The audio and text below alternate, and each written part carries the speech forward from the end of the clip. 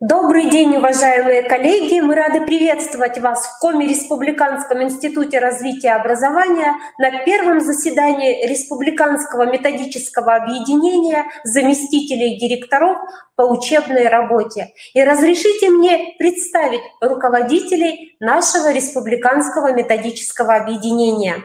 Логинов Олег Иванович, руководитель РМО, а также заместитель директора 25-й школы города Сыктывкара. Драч Наталья Владимировна, руководитель... Что? Витальевна, извините, пожалуйста, руководитель РМО заместителей директоров по учебной работе, а также заместитель директора по учебно-воспитательной работе. Какой школы? Учебной гимназии имени Александра Сергеевича Пушкина. Гимназии имени Александра Сергеевича Пушкина. Я передаю слово нашим коллегам, которые ознакомят вас с повесткой нашего заседания. Пожалуйста, Олег Иванович. Здравствуйте, уважаемые коллеги. Мы очень рады, что у вас сегодня так много, что проблемы, которые мы собираемся озвучивать и изучать в текущем учебном году, имеют большую актуальность на сегодняшний день в Республике Коми. На первом нашем заседании предлагается следующая повестка. Первое – это обсуждение плана работы Республиканского методического объединения заместителей директоров по учебной работе на 2020-2021 учебный год. Мы обсудим план работы, расскажем, почему он выстраивался именно таким образом. Если у вас есть какие-то предложения, дополнения, пожалуйста, мы будем рады. Пожалуйста, пишите в чате. Второй вопрос – это анализ результатов государственной итоговой аттестации выпускников школы из опыта работы. Представим мы, Наталья Витальевна и Олег Иванович. Третий вопрос – организация дистанционного обучения учащихся, форма обучения, использование электронных ресурсов и образовательных платформ. Докладчик Ляшов Вячеслав Алексеевич, заведующий Центром информационных технологий и в образовании Коми Республиканского института развития образования.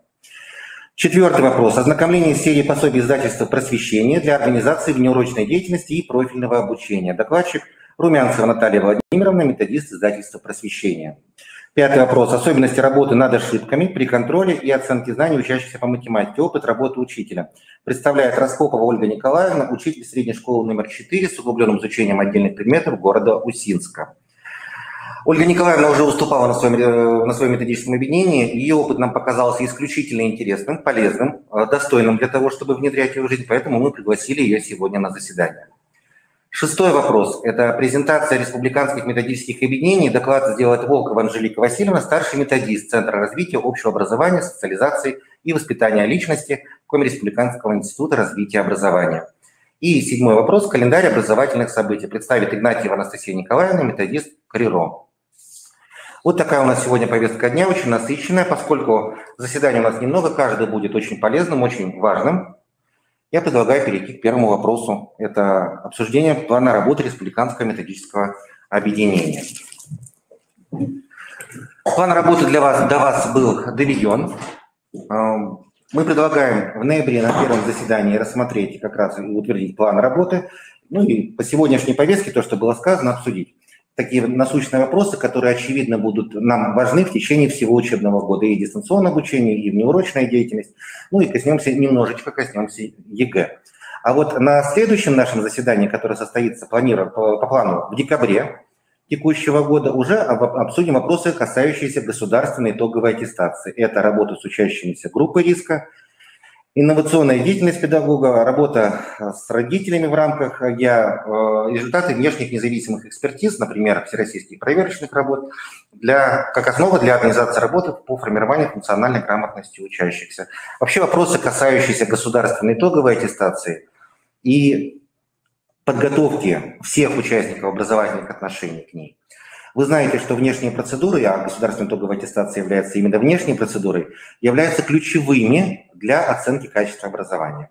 А в связи с тем, что нами заявлена тема работы в текущем учебном году, это работа над управлением качеством образования, как раз сюда эти вопросы и будут вынесены. В январе и в марте, то есть 3 и 4 заседание, по плану это подготовка к всероссийским проверочным работам, безопасность образовательного процесса, вопросы, касающиеся аттестации педагогических работников. Вы знаете, что традиционно именно во втором полугодии учебного года большинство педагогов подают документы на аттестацию. И еще раз коснемся подготовки аттестации. По 4 заседанию, по плану мы еще обсудим то, что у нас какие проблемы у нас будут выявлены в течение нашей с вами работы. Что-то может поменяться в образовательном процессе. Поэтому повестка дня 4-го заседания нашего РМО остается пока открытой. Мы будем рады, если вы внесете свои предложения по тем проблемам, которые необходимо нам совместно вместе с вами проработать. Это что касается плана нашей с вами работы. Ну и теперь перейдем ко второму вопросу. Это анализ результатов государственной итоговой аттестации. Уважаемые коллеги, в этом учебном году, который закончился, у нас ОГЭ не проводилось, вы знаете, поэтому мы будем касаться результатов ЕГЭ в первую очередь. Конечно, вы все по результатам единого государственного экзамена анализ работы у себя в школах сделали и на педсоветах выступили. Проблемы, которые были выявлены в результате такой значимой внешней экспертизы, вы, конечно, знаете, но сегодня мы вам хотим рассказать о тех возможных документах, которые могут быть написаны по результатам ЕГЭ. Первая часть – это Наталья Витальевна, она расскажет вам о приказе, который пишется по итогам государственной итоговой аттестации, о том, что обязательно должно быть включено в приказ, какие разделы должны быть затронуты. Наталья Витальевна, пожалуйста. Спасибо, Олег Иванович. Я хочу вообще сказать в целом, что государственная итоговая аттестация, конечно, это очень такой серьезный период жизни каждого образовательного учреждения, и как подготовить документы по подготовке государственной итоговой аттестации, как, собственно, будет проходить государственная итоговая аттестация в рамках образовательной организации, как мы будем готовиться к государственной итоговой аттестации. Мы об этом чуть подробнее поговорим на нашем следующем заседании. Здесь самое главное, то, что в прошлом теперь уже учебном году, вот как-то мы его не завершили, все хочется сказать, что в этом учебном году, в прошлом учебном году государственная итоговая аттестация для учащихся 11 класса проходила несколько в другом режиме. То есть мы ее долго ждали, потом она в конечном итоге состоялась, конечно, с поправкой на те процедуры, на те сложившиеся ситуации, которые в этот период времени были. Она была сложной, она была нелегкой, и каждое образовательное учреждение постаралось по максимуму, прежде всего, психологически настроить учащихся 11 классов на государственную итоговую аттестацию. Из опыта гимназии имени Александра Сергеевича Пушкина хочу сказать следующее, что было несколько приказов, связанных с государственной итоговой аттестацией. В том числе нами был проведен анализ по подготовке государственной итоговой аттестации.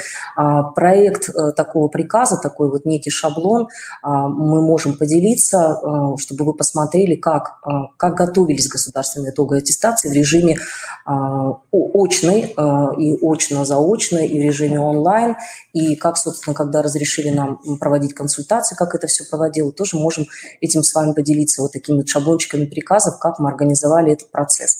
Дальше. Естественно, как только поступали в образовательные учреждения итоги по выборным предметам, хочу оговориться, что учащиеся гимназии все полностью приняли участие в государственной итоговой аттестации, все 49 выпускников, все приняли участие по предмету русский язык, большая часть приняла участие по математике профильной, и поэтому, конечно, результатов мы очень ждали, и были, в принципе, и порадованы результатами практически по всем предметам, в том числе и по выборным предметам. У нас есть 100-бальники, и как этого результата мы тоже достигали, можно, в принципе, потом тоже будет об этом поговорить.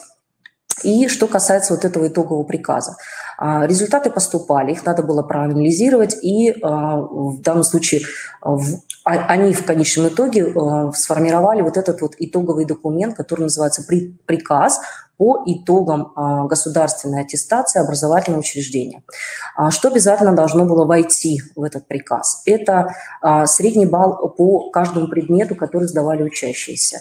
То есть нужно было просчитать, кто сдавал, какое количество учащихся, какой получился средний балл, то есть по количеству набранных баллов. Сравнить, естественно, мы не ставили цель сравнивать себя с городом Сыктывкаром, а сравнивать себя с республикой Коми, потому что на протяжении уже нескольких лет понимаем, что самое главное, что образовательное учреждение сравнивать должно себя с собой. Чего достигли, что получилось, что не получилось, к чему нам надо стремиться. То есть какие предметы, например, сдали по сравнению с прошлым учебным годом похуже учащиеся, с чем это связано, то есть выявить вот эти вот причины и как-то работать в этом направлении. Поэтому да, это прежде всего в анализе это большое количество таблиц для сравнения, хотя бы за 3 года можно было сравнить по предметам. Конечно, очень здорово и правильно, когда мы сравниваем учителей, то есть учителей, предметников, которые работают в параллелях старшеклассников. И что еще интересно, это то, что мы сравниваем, так как у гимназии уже работает на протяжении нескольких лет профильное обучение, то есть профильные классы, и отсюда всегда интересно сравнить результат прошлых лет, когда мы еще не были на профиле, например, предметы выборные, физика, география, биология, с теми результатами, которые достигли учащиеся 11 классов, когда они уже пошли по профилизации. То есть это углубление этих предметов и какие результаты они достигают. Дальше. Обязательно, что должно было быть включено?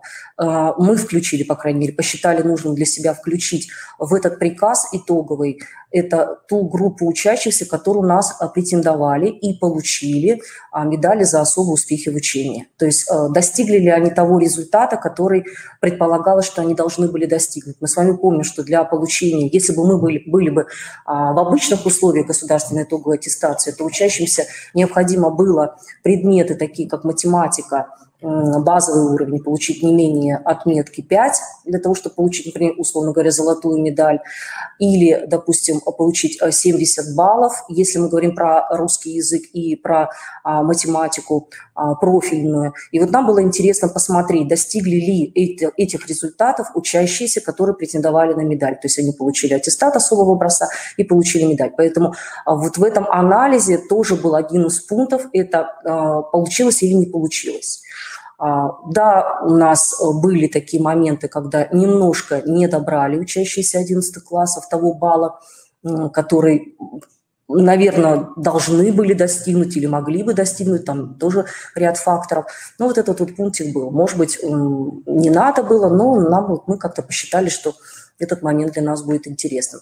Опять же, в приказ, о котором я сейчас говорю, если вам будет интересно, мы можем сделать через рассылку вам, вы посмотрите, что-то возьмете для себя. Всегда из любого опыта что-то для себя берешь, что-то говоришь, нет, я так делать точно не буду. Вот. Ну и хотелось, конечно, еще сказать, что всегда в анализе закладывается, самое главное, на перспективу. То есть мы получили какой-то результат, либо мы достигли этого результата, ведь каждый ставит себе какую-то определенную планку, да, и достигает ее, либо не достигает.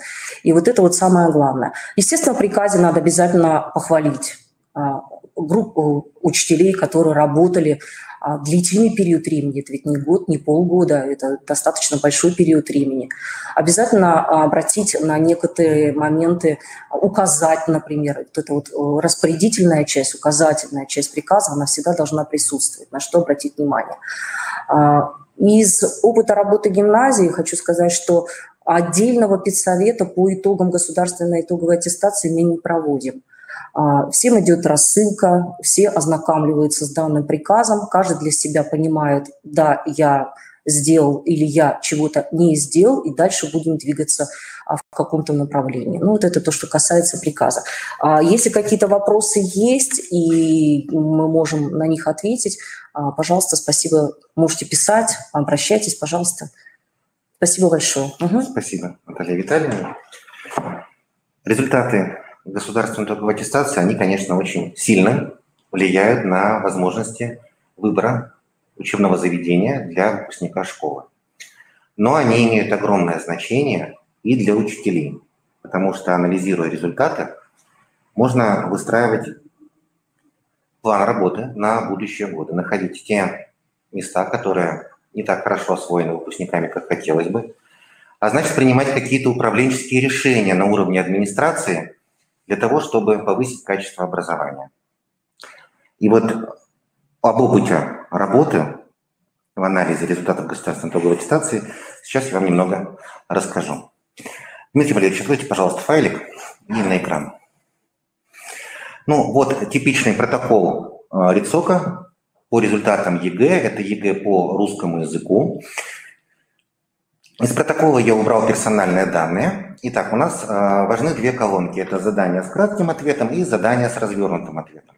По заданию с развернутым ответом все понятно. Большинство из вас умеют с ними работать, легко их анализируют, в крайнем случае передают соответствующему учителю-предметнику, который с ними разбирается, говорит, ну вот Иванов очень хорошо 18-е задание выполнил, а с 19-м что-то у него не так было. А задание с кратким ответом анализировать очень и очень сложно. Действительно, если посмотреть, то видно, что здесь огромное количество плюсов, минусов, где-то иногда цифры встречаются. Сидеть, анализировать все это, проводить линеечкой разграничения, первый ответ, второй, третий, подсчитывать количество баллов, дело очень и очень трудоемкое. Между тем, анализ заданий с кратким ответом, а это, как вы знаете, базовая часть экзамена, позволяет сразу же определить, какие именно разделы, темы освоения основной образовательной программы западают по конкретному предмету. Вручную анализировать данные, особенно для большой школы или для целого муниципального образования, очень и очень трудоемко. Этот процесс у меня долгое время занимал буквально дни, и дни эти заезжали даже и на отпуск. Было всегда очень жаль времени, но результат был очень, очень важен, очень значим. Сейчас я вам покажу, как можно анализ решаемости заданий с кратким ответом выполнить очень и очень быстро. Посмотрим на примере конкретного протокола, конкретной школы за конкретный период, это ЕГЭ 2020 по русскому языку. Так, для того, чтобы, когда у вас открыт электронный протокол, в электронном виде, я думаю, вы все эти протоколы получаете, необходимо сначала данные подготовить для обработки. Для этого мы в протоколе убираем все пустые строчки сначала. Дмитрий Валерьевич, пожалуйста, уберите их, пожалуйста. Все полностью убрать, то есть чтобы вырезаны были, прямо вырезать их. Правой кнопочкой на выделенном фрагменте, да. Ага, все, спасибо. После этого в протоколе выделяем все задания, всю колоночку задания с коротким ответом. Пожалуйста. Копируйте. В этом же документе можно сразу создать новый лист и туда эти данные вставить. Как получается, что электронные файлы рисок, электронный протокол, они почему-то не совсем так хорошо, как хотелось бы, приходят, поэтому данные необходимо обрабатывать. В полученном листе колоночку B мы удаляем. Почему-то данные распространяются на две колонки, хотя во второй колонке их нет. Все, убрали. После этого выделяем колоночку А, и наша задача разделить все плюсики и минусики для того, чтобы с ними было удобнее работать. Для этого в Excel мы выбираем панель инструментов «Данные». На панели инструментов «Данные» инструмент «Текст по столбцам». Затем выбираем фиксированной ширины, чтобы они были ровно в один символ, нажимаем кнопочку «Далее». После этого на образовавшейся панельке мы просто разделяем все колонки по одному столбику, как это сейчас вы видите на экране.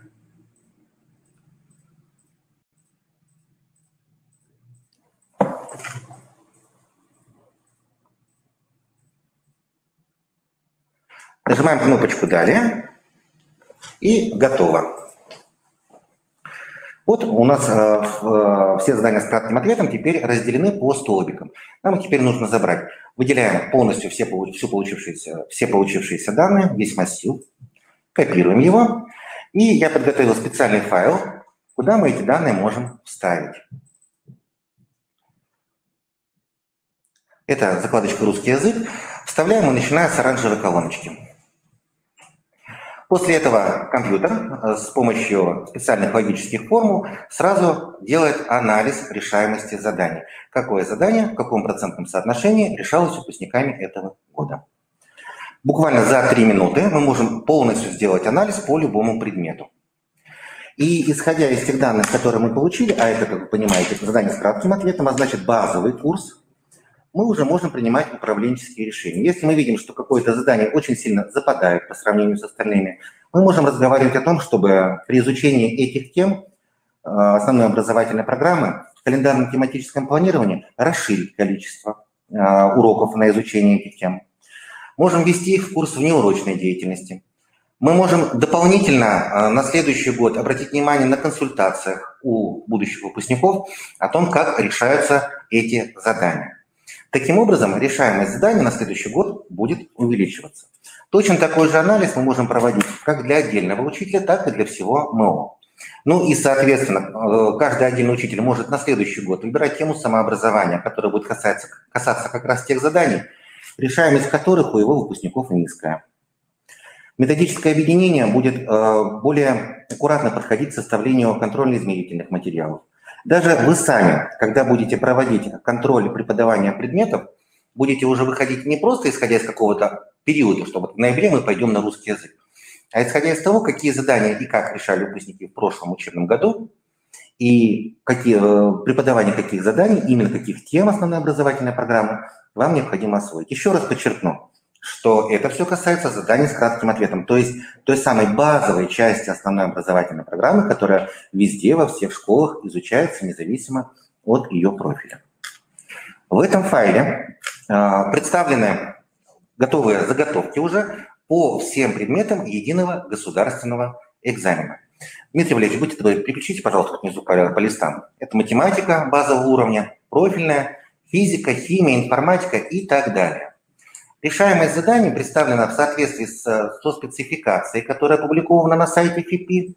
По ряду предметов для удобства и простоты спецификацию я немножко изменил, чтобы было удобнее читать. Потому что те из вас, кто видел спецификацию, например, по обществознанию, знают, что названия проверяемых умений, там они просто огромные. По литературе, вот это, пожалуй, исключение, там в каждом задании могут проверяться различное количество умений, соответствующих кодификатору. Поэтому спецификация взята чисто, как вот написано в спецификации ФИПИ, так и есть. Но проверять умения можно, потому что вы в любом случае будете всегда видеть, решаемость какого именно задания у вас западает. Ну и, соответственно, работать напрямую с учителем, точечно, непосредственно с самим преподавателем, для того, чтобы на следующий год ваши выпускники учились уже получше конкретно по этим предметам, по этим умениям, для того, чтобы повышалась решаемость. Как сказала Наталья Витальевна, конечно, необходимо сравнивать себя в первую очередь с самим собой. И динамику необходимо отслеживать по своей школе. И анализ за 3 года позволит увидеть, как правильно, хорошо, успешно трудился конкретный учитель над своими ошибками в преподавании, улучшал свою преподавательскую деятельность, так увидеть и результаты выпускников, потому что при правильном подходе, при правильных управленческих решениях результаты выпускников будут становиться выше. Но это уже, конечно, работа завучей, и для этого нужны именно управленческие решения со стороны администрации.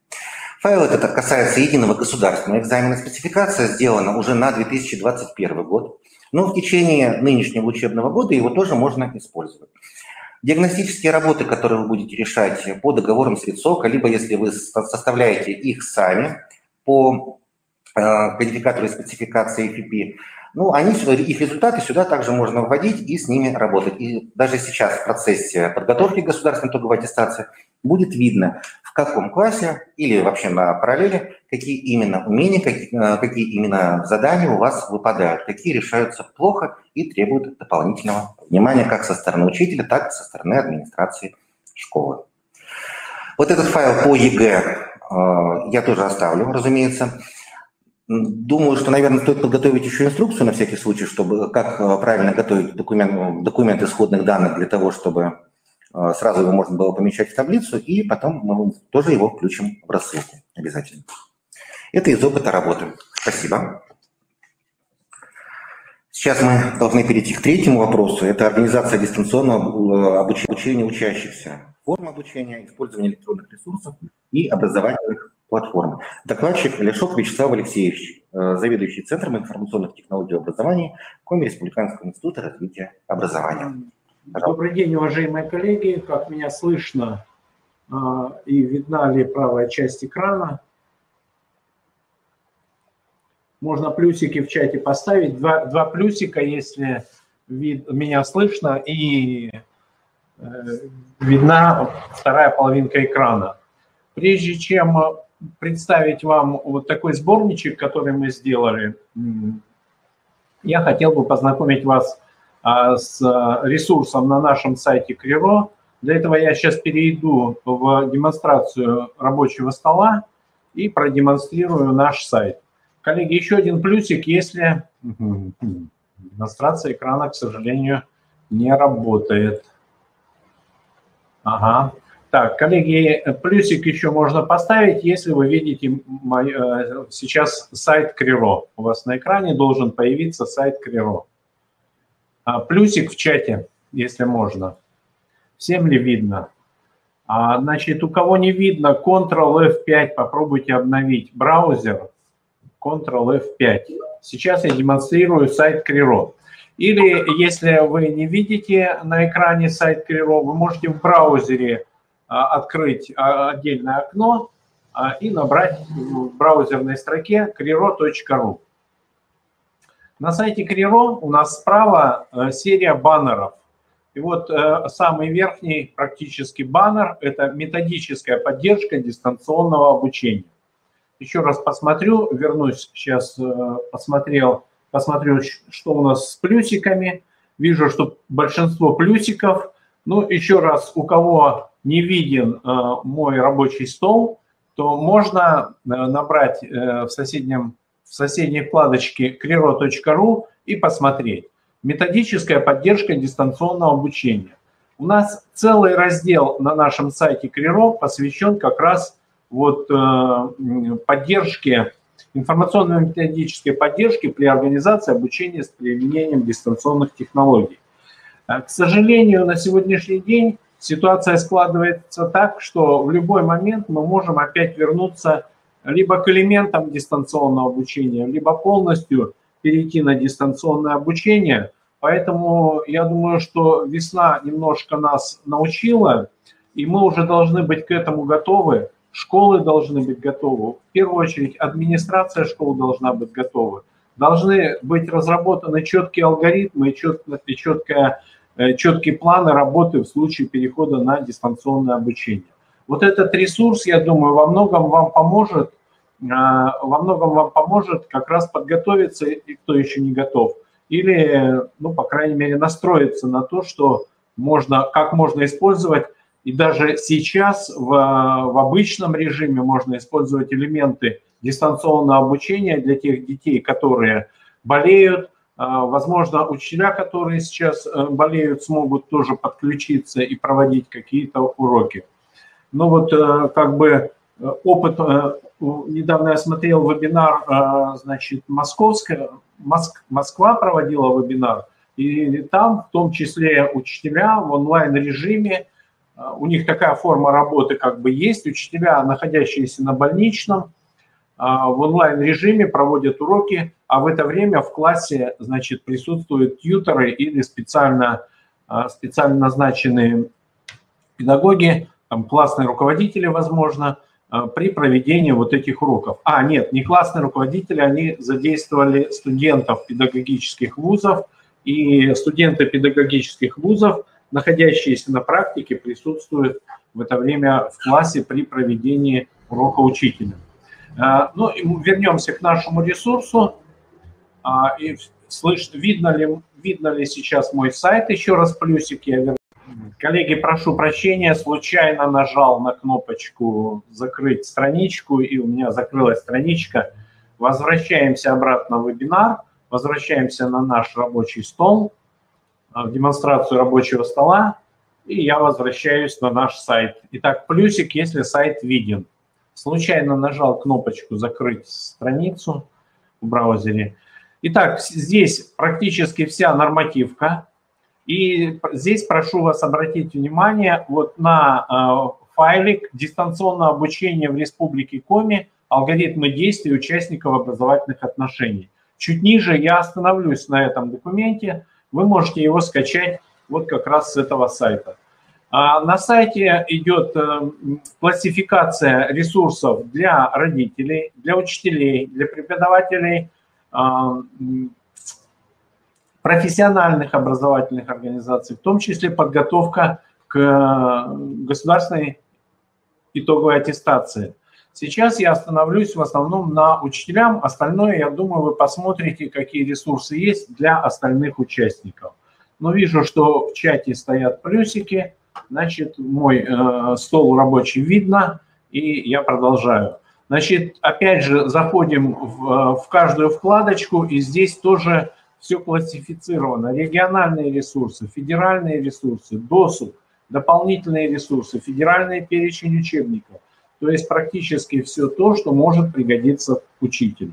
И если выбирать федеральные площадки, которые вы можете использовать, то тут представлены как раз все площадки, кроме, может быть, Московской электронной школы. Да, вот здесь не представлена Московская электронная школа, но я думаю, если вы в строке браузера наберете в поисковике «Московская электронная школа», вы найдете.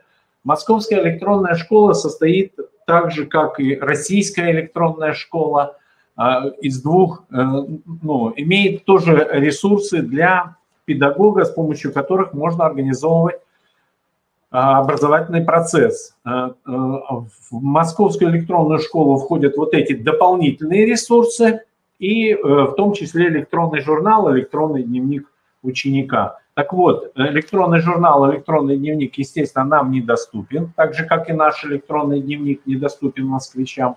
А вот ресурсы для педагога, причем хорошие ресурсы для педагога, они доступны. Причем эти ресурсы могут пополнять сами педагоги. И более того, если ресурс будет одобрен, созданный вами ресурс будет одобрен экспертным советом, то вы даже можете за это получить какое-то вознаграждение. И насколько вот я помню, все ресурсы Московской электронной школы разрабатывались в рамках грантов, и учителя за эти ресурсы получили приличное вознаграждение. На сегодняшний день различных платформ достаточно много, учителю очень тяжело сориентироваться в этом многообразии, поэтому, наверное, задача администрации состоит еще и в том, чтобы направить учителей в каком-то одном русле, чтобы школа работала в каком-то едином ресурсе, если мы берем какие-то информационные ресурсы, в том числе и федеральные ресурсы. То есть если у вас есть педагоги, а такие наверняка есть, которые уже работают, и у них есть опыт работы в Я-классе, давайте вокруг этих педагогов создадим группу, и эта группа педагогов будет работать в Я-классе. Если есть учителя, которые используют Учи.ру, то давайте создадим группу учителей, подключим, и эта группа учителей будет работать с педагогами в Учи.ру. Если Яндекс учебник или Google сервисы, аналогично, я думаю, в каждой школе найдется педагог, который использует эти ресурсы, уже опробировал, будем говорить так. Поэтому сейчас я думаю, что задача администрации вот создать такие какие-то микрогруппы учителей, которые бы могли использовать различные ресурсы, федеральные ресурсы в том числе. Значит, вот я остановился на федеральных ресурсах. Если говорить о региональных ресурсах, то все знают, многие уже, наверное, знают наш сайт. Это единая система электронного обучения, разработанная на Moodle, и в том числе здесь есть тоже дистанционные уроки для учителей, в частности, для учителей истории. Вот видите, 12 курсов для учителей истории. За страницами учебника тоже разработали педагоги Центра дистанционного обучения для малокомплектных школ. Тоже можно использовать этот ресурс. Дальше у нас есть ресурсы здесь для подготовки, для Академии юных талантов, олимпиадная подготовка учащихся. Тоже этот ресурс 5 курсов здесь у нас по обществознанию, английскому языку, химии, физике, математике. Тоже можно использовать этот ресурс, причем дети, удачно окончившие. Значит, как видите, кто знает Moodle, кнопочка «Самозапись». То есть ребенок регистрируется на этом ресурсе, на сайте edu.rkomi.ru или единая система электронного обучения Республики Коми, регистрируется. А зарегистрироваться можно просто, войдя в систему, используя учетную запись от ГИСЭО. И учителя, и педагоги. Единственное, здесь надо закончить регистрацию, это ввести адрес электронной почты, нажать кнопочку «Сохранить», получить письмо на свой адрес электронной почты и подтвердить регистрацию. То есть в данном случае у нас на этом ресурсе размещены и курсы, открытые онлайн-курсы для педагогов. Но, к сожалению, вот прохождение курсов может быть бесплатным, а чтобы получить сертификат, надо будет заплатить 300 рублей, и об этом вот написано в преамбуле открытых курсов. То есть вот это можно тоже использовать, в том числе и открытые курсы. Это если по республиканским ресурсам. Далее у нас на сайте КРИРО видеозал, есть видеозал, где все вебинары, которые мы проводили весной, они сохранены, к ним есть доступ. Вот если зайти в вебинары, уже перенесли ребята у меня, создали также вот закладочку еще вебинары в рамках информационной поддержки при организации обучения с применением дистанционных технологий. Тоже это можно использовать, эти вебинары, то есть вот майские, июньские вебинары, просмотрите. Может быть, что-то, в том числе и по различным платформам проводили мы вебинары. А сейчас, 10 июня, буквально сегодня мы выложим в анонсах, будет вебинар вебинар нового диска. Вот уже созданы анонсы у нас. Новый диск для дошкольников, Робоборик будет, и для школ образованиум. Нам новый диск открыл или оставил открытым курсы. В ГИСЭО эти курсы находятся, оставил открытыми. И в системе обучения, там, где курсы, в том числе конструктор урока есть, вы можете это использовать. И вот вебинары мы проведем 10 ноября. Для дошкольников в 11 и для школ в 15:00. Мы эти же такие аналогичные вебинары проводили весной, но вот сейчас напомним и еще раз на них остановимся. Теперь более подробно я хотел остановиться вот на том ресурсе, на той книге, книжке или такой справочник «Дистанционное обучение в Республике Коми. Алгоритмы для участников образовательных отношений». Быстренько пробегусь по нему. Более подробно я уже сказал, где можно скачать его, и вы уже посмотрите. Коллеги, видна ли моя презентация? Плюсик, пожалуйста, в чате, если можно. И пойдем по нему. Здесь представлены, как раз вот сайт и адрес сайта на сайте Министерства образования еще. Здесь же вот о том ресурсе нашем федеральном, о нашем ресурсе института, на сайте Института развития образования есть ссылочка в том числе. Есть рекомендации Министерства просвещения Российской Федерации по организации дистанционного обучения. Так, куда-то я в конец убежал. Так, и в том числе вот алгоритмы действий администрации образовательной организации, учителя, зауча и так далее. То есть вот я не буду все зачитывать, я думаю, вы скачаете, посмотрите. Тут подробнейшим образом расписан алгоритм действий образовательной организации при подготовке к введению дистанционного обучения или элементов дистанционного обучения.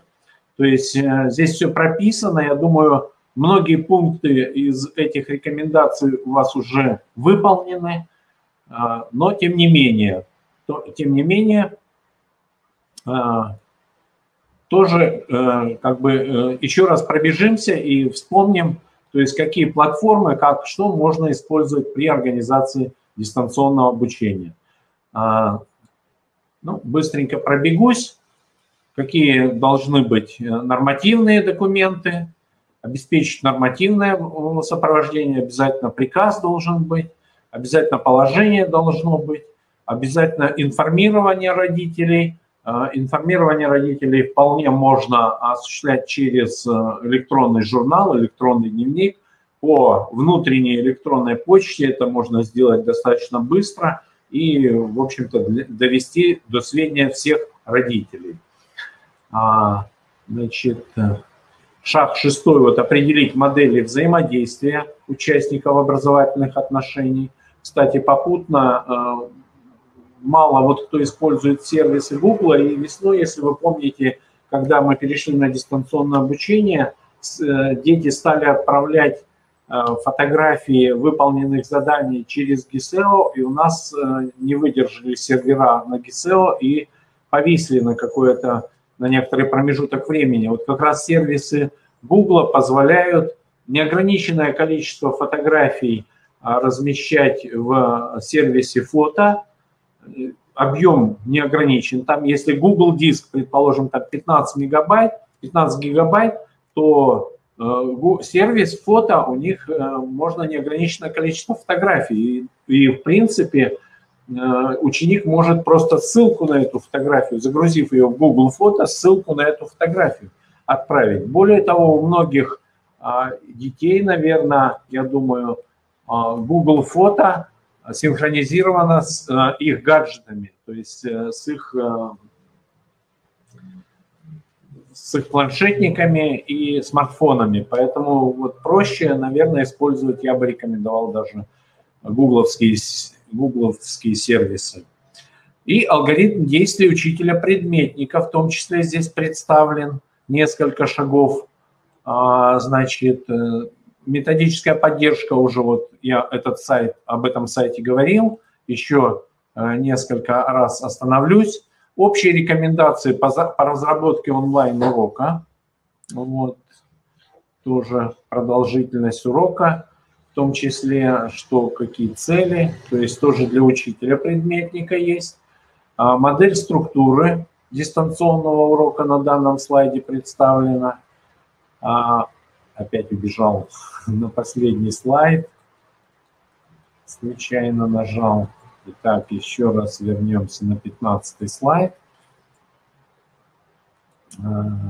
Требования к домашней работе. Здесь, конечно, очень много вопросов, в том числе от родителей, поэтому прошу будьте аккуратными. И поскольку у нас сегодня заместители директоров, то необходимо, конечно, усилить контроль за тем, какое домашнее задание дается школьнику. Бывает достаточно 6 уроков, и все 6 уроков домашнее задание, и приходится ребенку вместе с родителями сидеть часто целый день над домашними заданиями. Поэтому здесь надо подходить очень аккуратно, за этим должен быть контроль, и договориться с учителями, чтобы они не злоупотребляли домашними заданиями, конечно же. Нормы Санпина. Ну, вот как бы на сегодняшний день, да, есть, конечно, нормы Санпина, сколько они должны находиться за компьютером. Ну, наверное, вот эти нормы Санпина были разработаны еще для мониторов, которые использовались 10-15 лет, которые, может быть, действительно наносили вред. Сейчас более современные, поэтому, ну, не знаю, надо стараться, конечно, придерживаться этих санпинов, но тем не менее, у нас дети сидят в телефонах сейчас, практически не вылезая. Поэтому как их здесь ограничить? И если они будут сидеть в телефонах с благой целью, с целью обучения, то это хорошо. А если они целый день сидят там в игрушках или общаются между собой, то здесь вопрос. Алгоритм действий классного руководителя представлен тоже в этой брошюрке у нас. Алгоритм действий родителей в том числе. То есть вы можете порекомендовать эту брошюру и родителям. И для родителей. Значит, далее хотелось бы сказать несколько слов о том, что у нас продолжает свою работу Республиканский консультационный центр. Есть сайт Республиканского консультационного центра. И также с сайта КРИРО вы можете через баннер выйти на этот сайт. Консультации продолжают оказываться. Консультации оказывают профессиональные психологи, профессиональные специалисты. Поэтому обращайтесь, у кого у вас возникают какие-то вопросы и затруднения. Ну и алгоритм действий для обучающих, то в том числе тоже здесь как бы представлен. Также представлены рекомендации Минпроса по организации обучения на дому с использованием дистанционных технологий. Вот, в частности, данные листовки, они рассылались еще весной, но вот о них вы можете вспомнить в нашей брошюрке, в которой мы как бы постарались объединить все, что наработано уже в этой брошюре. Лучшие онлайн-ресурсы для обучения, ну и вот такие брошюрочки, такие плакатики тоже здесь представлены. Коллеги, также хочу напомнить, что у нас в ближайшее время, в конце с 23 по 26 ноября состоится конференция, стратегическая конференция. В рамках этой конференции будет работать сессия тоже по цифровым образовательным ресурсам. Вот сейчас я в чате скинул ссылочку на эту конференцию, где вы можете познакомиться уже с площадками, можете выбрать понравившуюся площадку, зарегистрироваться и записаться для участия в этой конференции. Если есть у кого поделиться опытом из ваших учителей, то данный опыт тоже может быть представлен в рамках стратегической сессии «Цифровая образовательная среда» как инструмент в организации обучения с применением дистанционных образовательных технологий. Коллеги, если у кого-то есть какие-то вопросы, возникли вопросы, то можно их в чате задать. Если нет, спасибо за внимание, и я передаю слово нашим ведущим в студии. Спасибо, коллеги. У нас вопрос в чате. Предполагается ли дистанционное обучение? Ой, на этот вопрос, я думаю, что это не в нашей компетенции. Да, я об этом хотел сказать, что решение об этом будет принимать только региональный штаб. На сегодняшний день никаких документов об этом нет. Поэтому мы работаем в обычном режиме с обучающимися. Все, работаем в обычном режиме. С понедельника выходим на работу. Но, тем не менее, как бы не опускаем руки и готовимся к тому, чтобы... Ведь элементы дистанционного обучения, я уже в самом начале сказал, можно использовать и в обычном очном режиме обучения. Так что удачи всем, всего доброго, до свидания. Переходим к следующему вопросу. Это ознакомление с серией пособий издательства «Просвещение» для организации внеурочной деятельности и профильного обучения. Докладчик Румянцева Наталья Владимировна, методист издательства «Просвещение». Добрый день, коллеги. Благодарю вас за предоставленное слово. Рада всех приветствовать. Сегодняшняя тема «Профильная школа. Индивидуальный проект и внеурочная деятельность». Ну, невозможно к ней приступить, да, не обратив внимания на основные направления, о которых сегодня хочется сказать, которые, конечно, непосредственно связаны с национальными целями развития системы образования. Ну, я не буду тратить время, вы, безусловно, знаете их лучше меня, но остановиться хочется в самом начале на единой системе оценки качества образования. Национальные исследования качества образования, международные исследования, всероссийские проверочные работы, государственная итоговая аттестация – это все известные нам темы. Появляется новое слово «ПИЗа». Что это такое? Это программа по оценке образовательных достижений учащихся. Ну, переводя на бытовой язык, применение знаний в жизненных ситуациях. Международные исследования типа TIMSS и PIRLS показывают, что в предметной области учащиеся Российской Федерации показывают результаты выше средних. Но в исследовании ПИЗа наши результаты ниже среднего международного уровня. С чем же это может быть связано?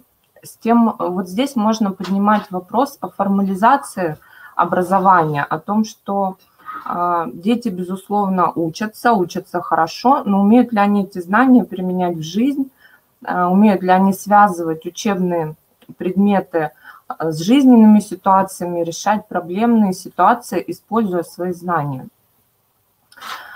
Группа компаний просвещения выпустила новую серию «Функциональная грамотность. Учимся для жизни». Это сборники эталонных заданий по всем направлениям грамотности: математическая грамотность, сборник эталонных заданий по естественно-научной грамотности, креативному мышлению, финансовой грамотности, читательской грамотности. Как построен, что из себя представляет этот сборник? Для начала очень подробно разобрано одно задание, которое учитель вместе с учениками по которому может учиться, да, как, в общем-то, его выполнять. И после задания даны критерии оценки. Это важно, потому что не только учитель, но и учащиеся должны понимать и уметь анализировать свои ответы. Здесь все не так просто. Нет однозначных ответов, оценивается везде по-разному, поэтому изучать это важно. Далее, после разбора, дается несколько типовых заданий для того, чтобы, условно все этот навык. Натаскать, конечно, здесь невозможно. Все задания очень творческие, очень разные. Все, что можно сделать, это сформировать основу функциональной грамотности, основы умения применять свои знания в рамках жизненных ситуаций. Следующую серию хочу вам представить тоже на эту тему. Функциональная грамотность, тренажеры. Начиная с 6 класса. Математика на каждый день и смысловое чтение. Можно использовать эти задания, они все практикоориентированные, направлены на развитие активности, вовлекают в поисковую, познавательную деятельность. И остальные серии рассчитаны на 7-9 класс. Также хочу познакомить с серией «Задачники», многофункциональные пособия. Они подходят не только к подготовке к международным исследованиям, их также можно использовать в варианте углубленного изучения предметов для подготовки к ОГЭ, ВПРам, олимпиадам. И, соответственно, в той же теме, о которой я говорила. Хочу представить вам нашу самую последнюю новинку. Это пособие «Наша Конституция, моя Конституция». Просвещение идет в ногу со всеми изменениями, и я думаю, что вы уже знаете, директор ФИПИ Оксана Решетникова уже говорила о том, что в ЕГЭ будут внесены изменения в самый любимый выпускниками экзамен обществознания. Будут внесены вопросы, связанные с новой Конституцией, с новыми поправками. И, в общем-то, можно использовать в рамках образовательного процесса по предмету обществознания, можно использовать во внеурочной деятельности. Наше издательство подготовило 2 таких пособия: «Наша Конституция для старших школьников» и «Моя Конституция для начальной школы». Понятным, простым языком можно начинать готовить детей, знакомить детей, да, с основами Конституции.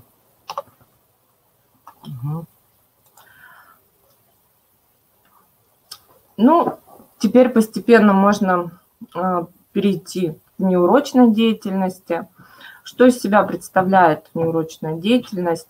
По определению можно сказать, что это личностно-ориентированное взаимодействие педагога и ребенка, целью которого является обеспечение условий развития ребенка, становление его как личности в школьные годы. Что здесь хочется отметить? Все-таки внеурочная деятельность, она обязательно должна отличаться от урока. Она должна быть интереснее, она должна по форме отличаться. Это должно быть взаимодействие, да, общий какой-то процесс между учителем и ребенком, а не наставничеством. Да, возможно, наставничество, но больше это должен быть совместный процесс. Ведь это мотивационная среда, которая закладывает зону ближайшего развития для ребенка. Именно здесь можно подготовить подготовить почву для самоопределения. Именно в этой деятельности ребенок может попробовать себя в совершенно разных аспектах и начинать исследовать собственные интересы, собственные таланты, возможности, склонности, от чего-то отказаться, пройти по всем известным ошибкам, которые есть у нас в самоопределении. Это пойти за компанию с кем-то и узнать, что тебе это совершенно не подходит. Или наоборот, пойти по совету родителей. И таким образом сформировать свое представление, что подходит конкретно ему. У нас есть 5 направлений: спортивно-оздоровительное, духовно-нравственное, социальное, общеинтеллектуальное, общекультурное. Ага. Ну, я не буду зачитывать весь слайд, я думаю, что вы его видите, уже ознакомились. Что в первую очередь мы ждем от внеурочной деятельности? Чтобы она способствовала формированию креативного мышления, обязательно предусматривает активность и самостоятельность обучающихся, сочетает формы индивидуальной и групповой работы, позволяет развивать навыки проектной и исследовательской деятельности, основанной на практикоориентированном подходе. Мы представляем серию «Внеурочная деятельность» как готовое решение для организации внеурочной деятельности в общеобразовательных организациях.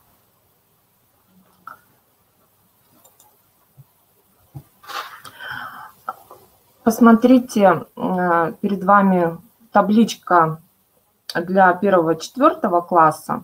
Я не буду, наверное, зачитывать все. У нас действительно очень богатый выбор. Обращу ваше внимание на наши новинки. Вот в духовно-нравственном направлении появилось новое пособие «Народы России. Дорога дружбы» от 1 до 4 класса. Развитие математических способностей 1-4 класс и грамотный читатель, обучение смысловому чтению 1-4 класс. Это все, что мы говорили к подготовке, скажем так, к основам формирования функциональной грамотности. Опыт и эксперименты в начальной школе, робототехника 2-4 класс. Обратите внимание, информационная безопасность 2-4 класс, 1-4 класс. Это разные пособия. Ну, можно задать себе вопрос, почему так часто можно слышать о том, что дети сидят все время в гаджетах, очень много времени проводят в интернете, много играют. Ну, таковы реалии нашего современного мира, и дети уже не изменятся, они точно не откажутся уже ни от гаджетов и от интернета. Но что мы, как взрослые, можем для них сделать, это точно мы можем организовать им безопасное пространство, научить использовать цифровую среду как ресурс. Если уж они все равно там находятся и не хотят оттуда выходить, наша задача как взрослых научить их правилам поведения в интернете, возможным рискам и ресурсам, которые можно оттуда почерпнуть. Эти пособия, это линейка пособий от 1 до 4 класса, и дальше она продолжается до 11 класса. Модульная тематика, согласно возрасту, усложнение материала. Если для начальной школы совсем простым и понятным языком это объясняется, то в старших классах это уже попозже покажу. Речь идет уже о других, более серьезных моментах. Так, также у нас новинка в духовно-нравственном направлении этика, азбука добра для 1 класса, праздники, традиции и ремесла народов России, 1-4 класс, занимательная математика. В спортивно-оздоровительном направлении юный турист, изучаю родной край, и я пешеход и пассажир. В социальном направлении моя первая экология, экономика, первые шаги. Давайте посмотрим линейку от 5 до 11 класса. Ну, новинки: робототехника, очень популярное направление в данный момент, веб-дизайн, информационная безопасность, о которой я уже говорила. Для 5, 6, 7, 9 класса, конечно, материал уже более сложный, более серьезный. Уже можно говорить о сложных паролях на всякие аккаунты в соцсетях, о такой безопасности, как выкладывание селфи всяких разных в сеть, на которых, допустим, видно обстановку в доме, да, или номер дома. Затрагивается очень важная тема, как кибербуллинг. Понятно, что буллинг в любой среде – это беда и проблема, но кибербуллинг опасен тем, что его сложно остановить. Это источник у тебя всегда в кармане. Очень сложно выйти из этого социального сообщества, потому что, в принципе, нужно тогда совершенно выйти из сети.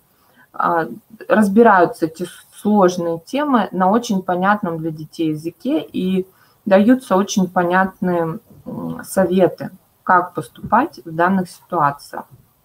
Основы инфографики, обратите внимание на это пособие, 5-7 класс, 8-9 класс. Интересное пособие с точки зрения запоминания информации, обработки больших текстов, обработки большого количества информации с помощью ассоциативной памяти, с помощью схем, различных картинок. Это обычно очень хорошо ложится и нравится учащимся и действительно помогает в дальнейшем обучении. Поподробнее хочу остановиться на пособии «Проектная мастерская», 5-9 класс. Все вы знаете, что в 10-11 есть обязательный предмет индивидуальный проект. Так вот, проектная мастерская – это такой первый шаг по направлению к индивидуальному проекту. В рамках неурочной деятельности проект совершается вместе с учителем. Ученик полностью прорабатывает весь путь от замысла, идеи, возможности ее реализации, анализа собственного проекта до выступления. Это вы можете видеть по содержанию. Первый модуль исследования и проектирования, сходства и различия. Далее у нас проблема, актуальность работы, источники информации. Даже уже по содержанию вы можете видеть, что в первую очередь это напоминает выпускные квалификационные работы в высшей школе. По сути, уже с 5-9 класса потихонечку учащихся готовят к высшему образованию, для того, чтобы это не вызывало такой шок и ужас. Потом, когда придется писать диплом, они уже в этом возрасте будут понимать, что такое гипотеза, что такое генеральная гипотеза, вспомогательная гипотеза, чем отличаются цели от задач, какая может быть цель, сколько может быть задач и так далее. В помощь проектной мастерской выпущены такие рабочие тетради, как исследовательские проектные работы по физике и по биологии, по химии и по биологии. В общем-то, это тот же самый проект, но уже на определенную тему. Если проектная мастерская просто рассказывает общие факты, то рабочая тетрадь уже помогает выполнить проект на определенной направленности. Вот здесь вот вы можете видеть, каким образом строится модуль. Вначале основные термины, что такое проектирование, а что такое исследование. Ознакомившись с терминами, можно понять отличия и выполнить уже задания по теории. Приведены 6 тем, и нужно отметить, какая из них является предметом, а какая из них является исследованием. После этого записать, какая тема показалась наиболее информативной. А дальше уже практическое задание. Придумать 5 тем исследования и 5 тем проектов к этим исследованиям.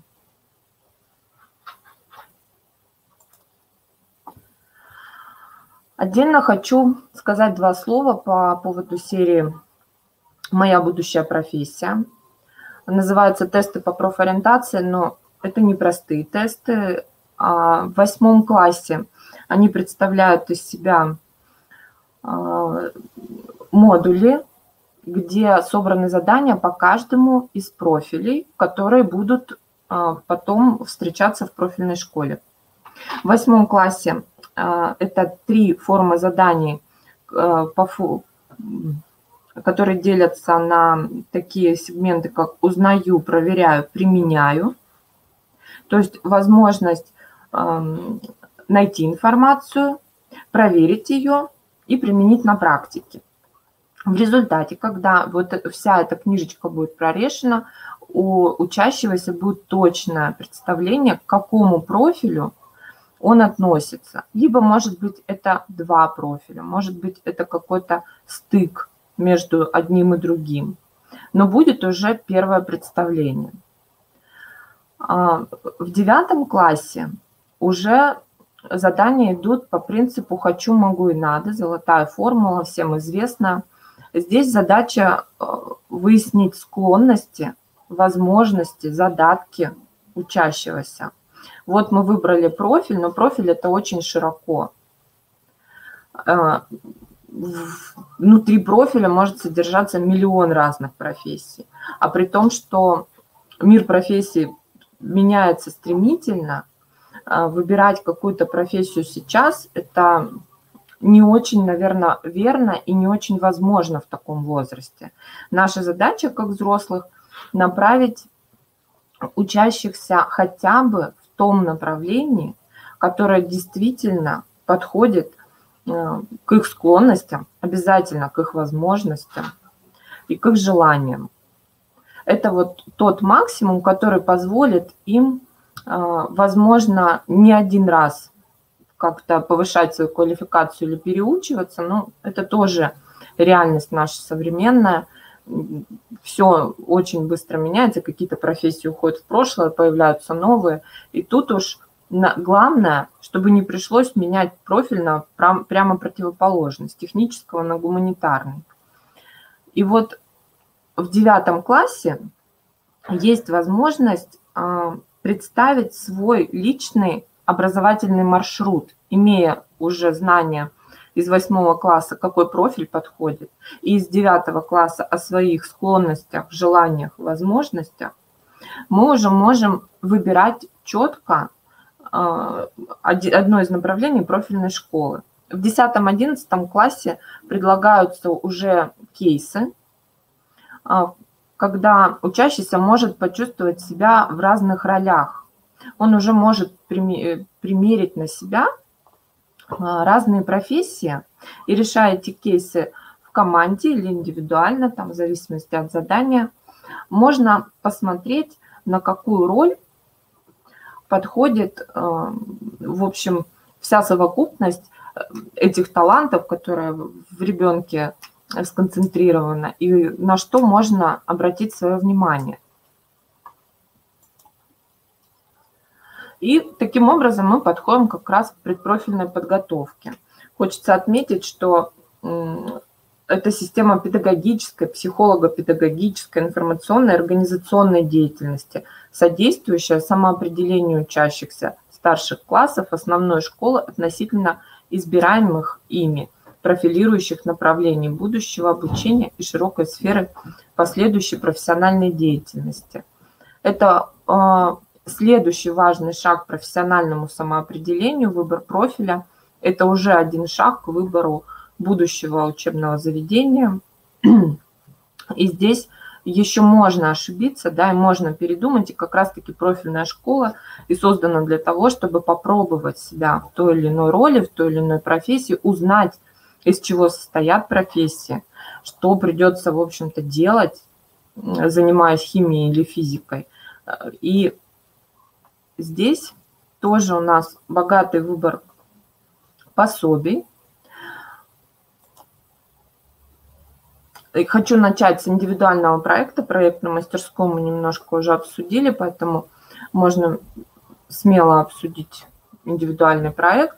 Хочу обратить внимание, что разница с проектной мастерской будет в первую очередь в том, что индивидуальный проект учащийся выполняет самостоятельно.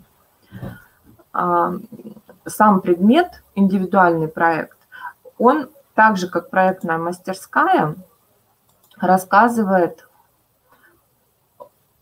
уже согласно возрасту, там уже знание, информация гораздо глубже и серьезнее, что такое проект, какие были проекты в прошлом, какие проекты в будущем, планируются, какие проекты относятся к социальным, волонтерские проекты, технические проекты. Далее модуль самоопределения. Выбираем сферы деятельности. На этом этапе учащийся может определиться с направлением собственного проекта. В рамках данной дисциплины мы не выполняем проект, мы узнаем о том, что он из себя представляет, как он вообще выполняется. Наполняется проект по желанию учащегося тем или иным профилем, техническим, социальным, может быть, это будет волонтерский проект, может быть, это будет какой-то гуманитарный проект. Здесь также на выбор учащегося, будет он выполнять его индивидуально, можно его выполнять в парах, можно выполнять его в небольшой группе, и учащийся обращается к тьютору, который сопровождает этот проект, не делает за него, да, не рассказывает ему, как его делать. Об этом рассказывают в рамках дисциплины индивидуальный проект. А выполняет он его самостоятельно до защиты проекта.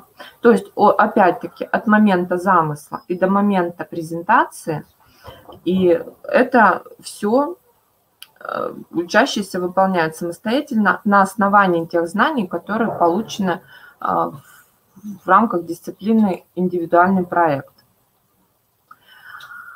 Введение рассказано, кому адресован этот курс, чему посвящен, какой результат будет получен и о структуре пособия. Даны теоретические основы, что такое проект, многообразие проектов. Обратите внимание, что в этом пособии 40% теории, потому что информация новая и она сложная. Нужно много примеров для того, чтобы усвоить такие сложные понятия, как и цели, и задачи, гипотеза и все остальное в этом роде. Но 60% рассчитано на практику, для того, чтобы ребята в рамках этого образовательного процесса отработали навыки исследования, исследовательской деятельности, проектной деятельности. Обратите внимание на универсальный профиль обучения. Первым идет также индивидуальный проект.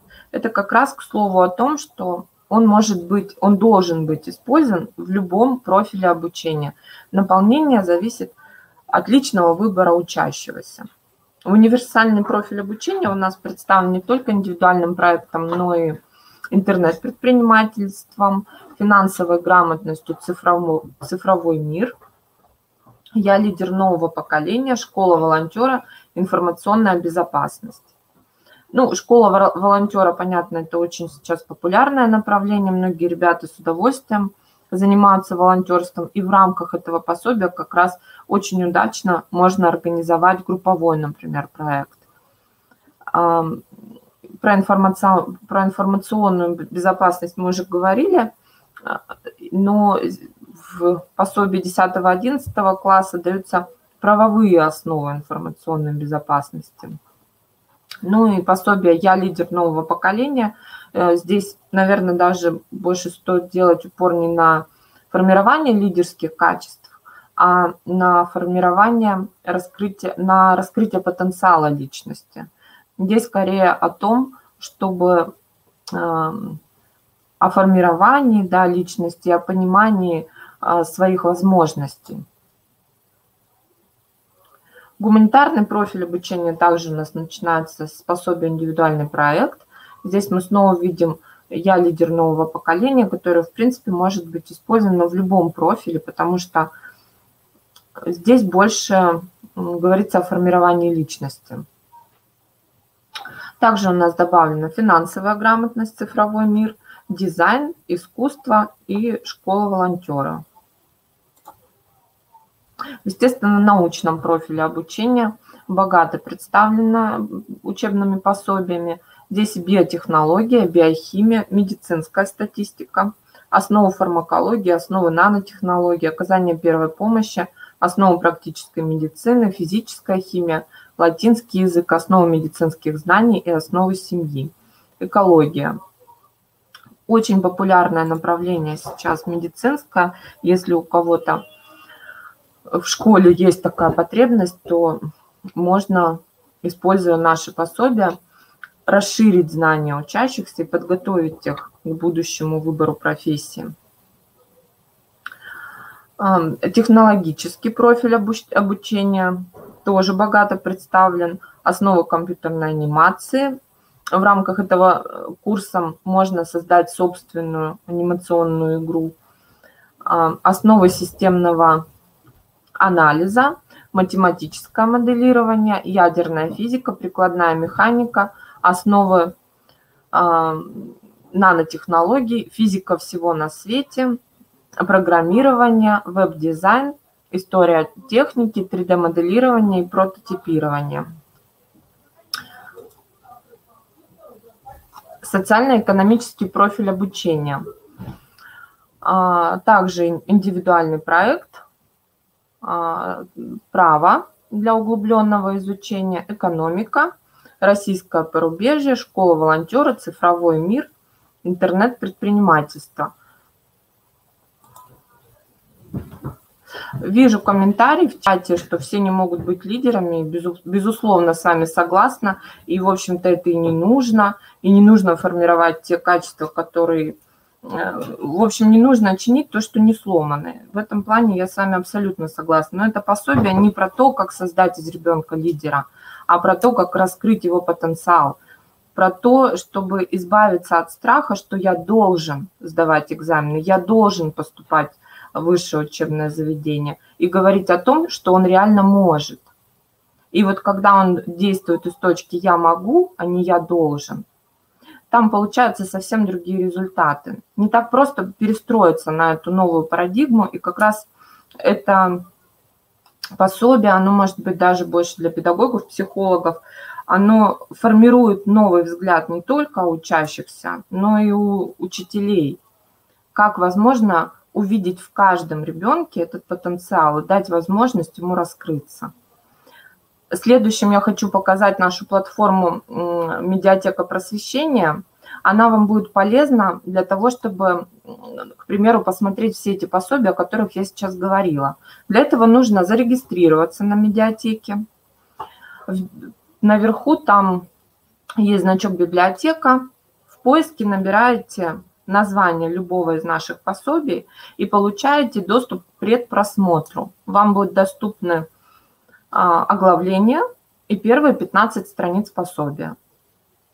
Также с медиатеки просвещения вы можете выйти и скачать нужные вам рабочие программы, методические пособия, вебинары от издательства «Просвещение». У нас всегда актуальные выступления по последним изменениям, по всем новинкам. Можно смотреть прямо с нашего сайта.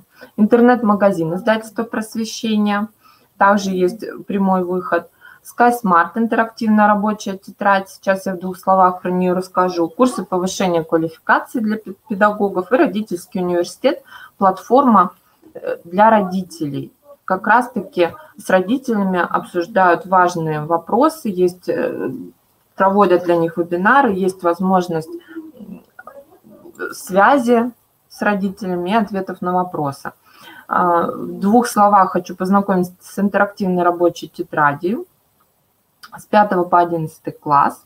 Что она из себя представляет? Во время карантина вы, наверное, все знаете, с какой сложностью столкнулись учителя, когда нужно было проверять домашнее задание, и приходилось там... Дети фотографировали, присылали эти фотографии, учителя должны были их проверять.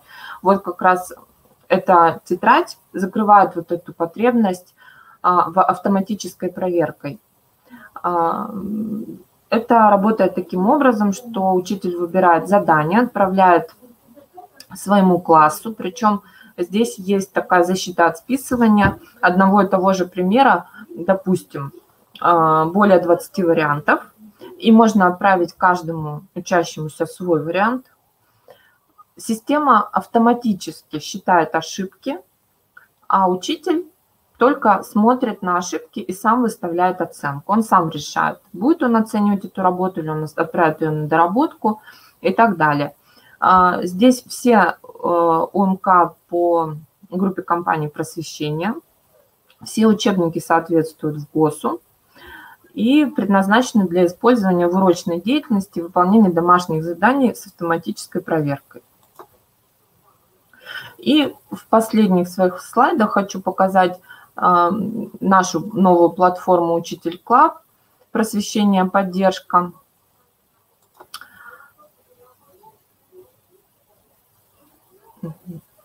Так, что-то оно зависло. Вот.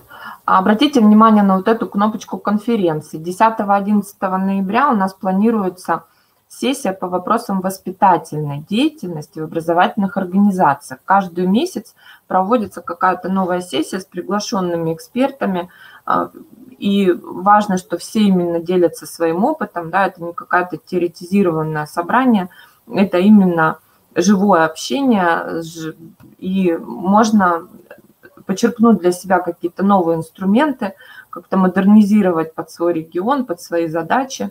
Но это всегда интересно, когда вот эти новые актуальные направления уже где-то опробированы, и люди могут поделиться своими результатами. Ну и также здесь вебинары, повышение квалификации, рабочие программы и домашние задания.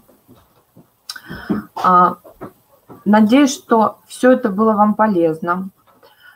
Обратите внимание, здесь контакты. Раз Светлана Васильевна, это менеджер по вопросам заказов, можно обращаться к ней.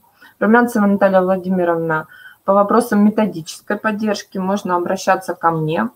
Обратите внимание, вот здесь вот промо-10, это промокод в интернет-магазин. Если вам нужен какой-то штучный товар, что-то вам хочется приобрести, можете воспользоваться этим промокодом. И если нужен заказ на школу, то обращайтесь к Светлане Васильевне. Спасибо за внимание. Надеюсь, что это было полезно для вас.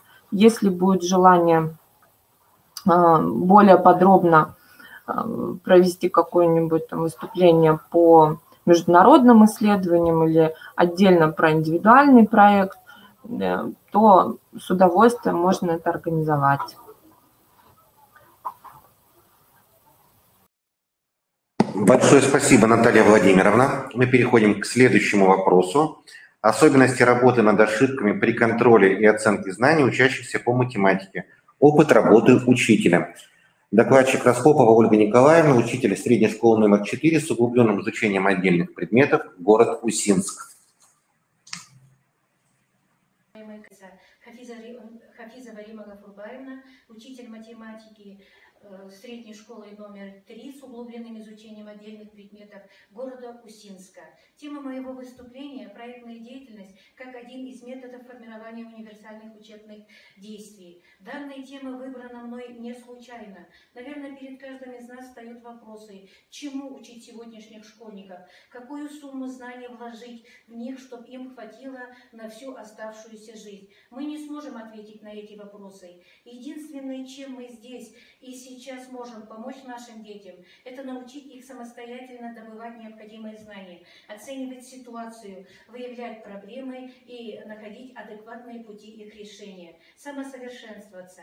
Поэтому главным умением 21 века является умение учиться. Именно такие результаты, заложенные в ФОГОС второго поколения. Актуальность рассмотрения данной темы состоит в том, что в ФОГОСе общего образования приоритетом названо формирование универсальных учебных действий. Цели. Рассмотреть проектный метод обучения как эффективное средство формирования универсальных учебных действий. Задачи. Рассмотреть этапы разработки проекта.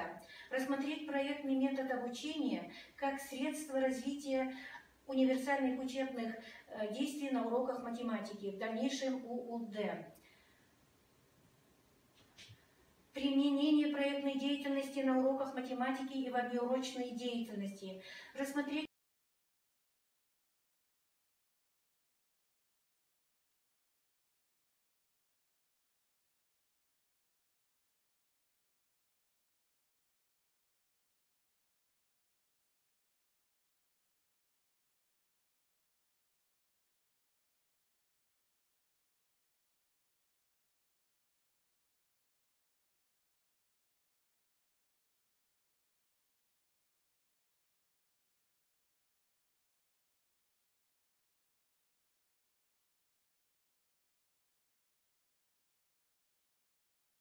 прощения, у нас техническая накладка.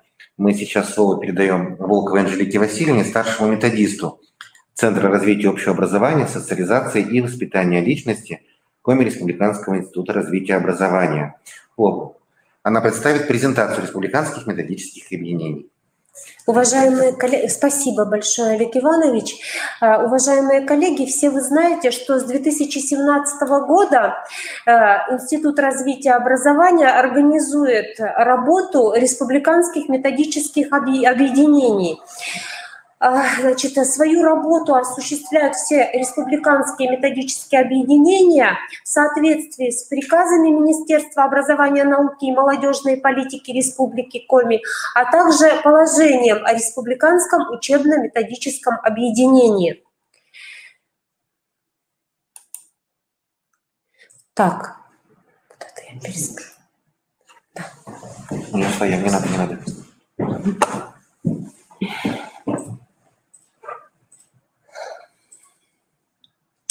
Значит, как я уже сказала, что все научно-методическое сопровождение наших методических объединений осуществляет Институт развития образования. В 2019-2020 году осуществляли деятельность 22 республиканских методических объединения. В этом году таких объединений уже 27. Что же прибавилось? Это РМО руководителей школ и учреждений дополнительного образования и РМО руководителей дошкольных образовательных организаций отделились. Раньше это было одно РМО, сейчас все вопросы рассматриваются отдельно. Появилось РМО заместителей директоров по учебной работе, РМО заместителей директоров по воспитательной работе. Также у нас разделилось РМО педагогов-психологов. Сейчас у нас есть РМО педагогов-психологов и социальных педагогов, а также есть РМО логопедов и дефектологов. И еще одно республиканское методическое объединение появилось педагогических работников школ, учреждений доп. Образования, реализующих этнокультурное образование и воспитание. Так. 5.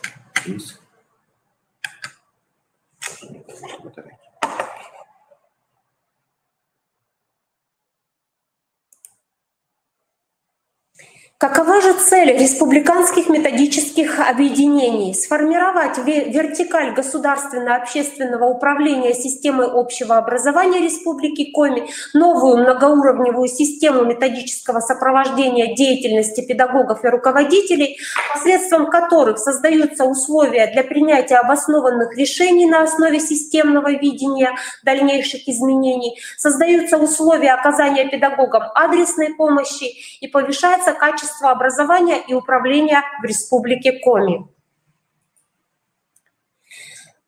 Я не буду уже сейчас останавливаться на задачах, вы можете их посмотреть. Я хочу вам сказать, что вот сейчас немножечко дальше расскажу, потом мы с вами выйдем на сайт Института развития образования. Там у нас тоже есть раздел о республиканских методических объединениях.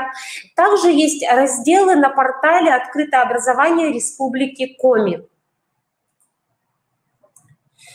Значит, наши заседания проходят 4 раза в год, то есть каждое РМО организует в год 4 заседания. Конечно же, бывают заседания и побольше. Я хочу вам сказать, что в прошлом году проведено 63 заседания и 53 семинара. Наши руководители и члены республиканских методических объединений приняли участие в более чем 70 различных конференциях, семинарах различного уровня. И также они обобщали свой опыт.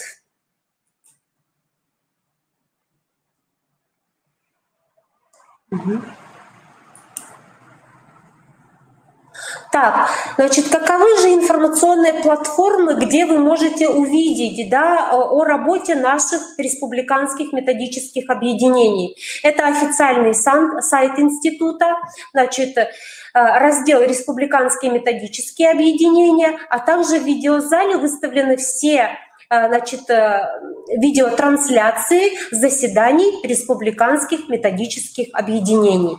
Также я уже говорила, что на образовательном портале «Открытое образование Республики Коми» есть страница у каждого республиканского методического объединения.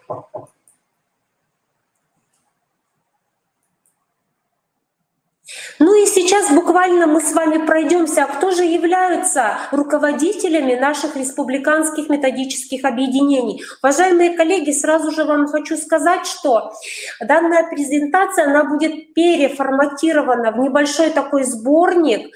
Мы немножечко дорабатываем сейчас, так как не все еще фотографии предоставлены нашими руководителями. И каждая школа, каждый детский сад получат сборник, где они могут увидеть, кто является руководителями наших республиканских методических объединений и где можно найти информацию о работе республиканских методических объединений, новости о различных курсах повышения квалификации, вебинарах, семинарах, конкурсах и так далее. Первое РМО – это руководители школ. Руководителем является Штин Александра Васильевна, директор Коми республиканского лицея при Сыктывкарском государственном университете.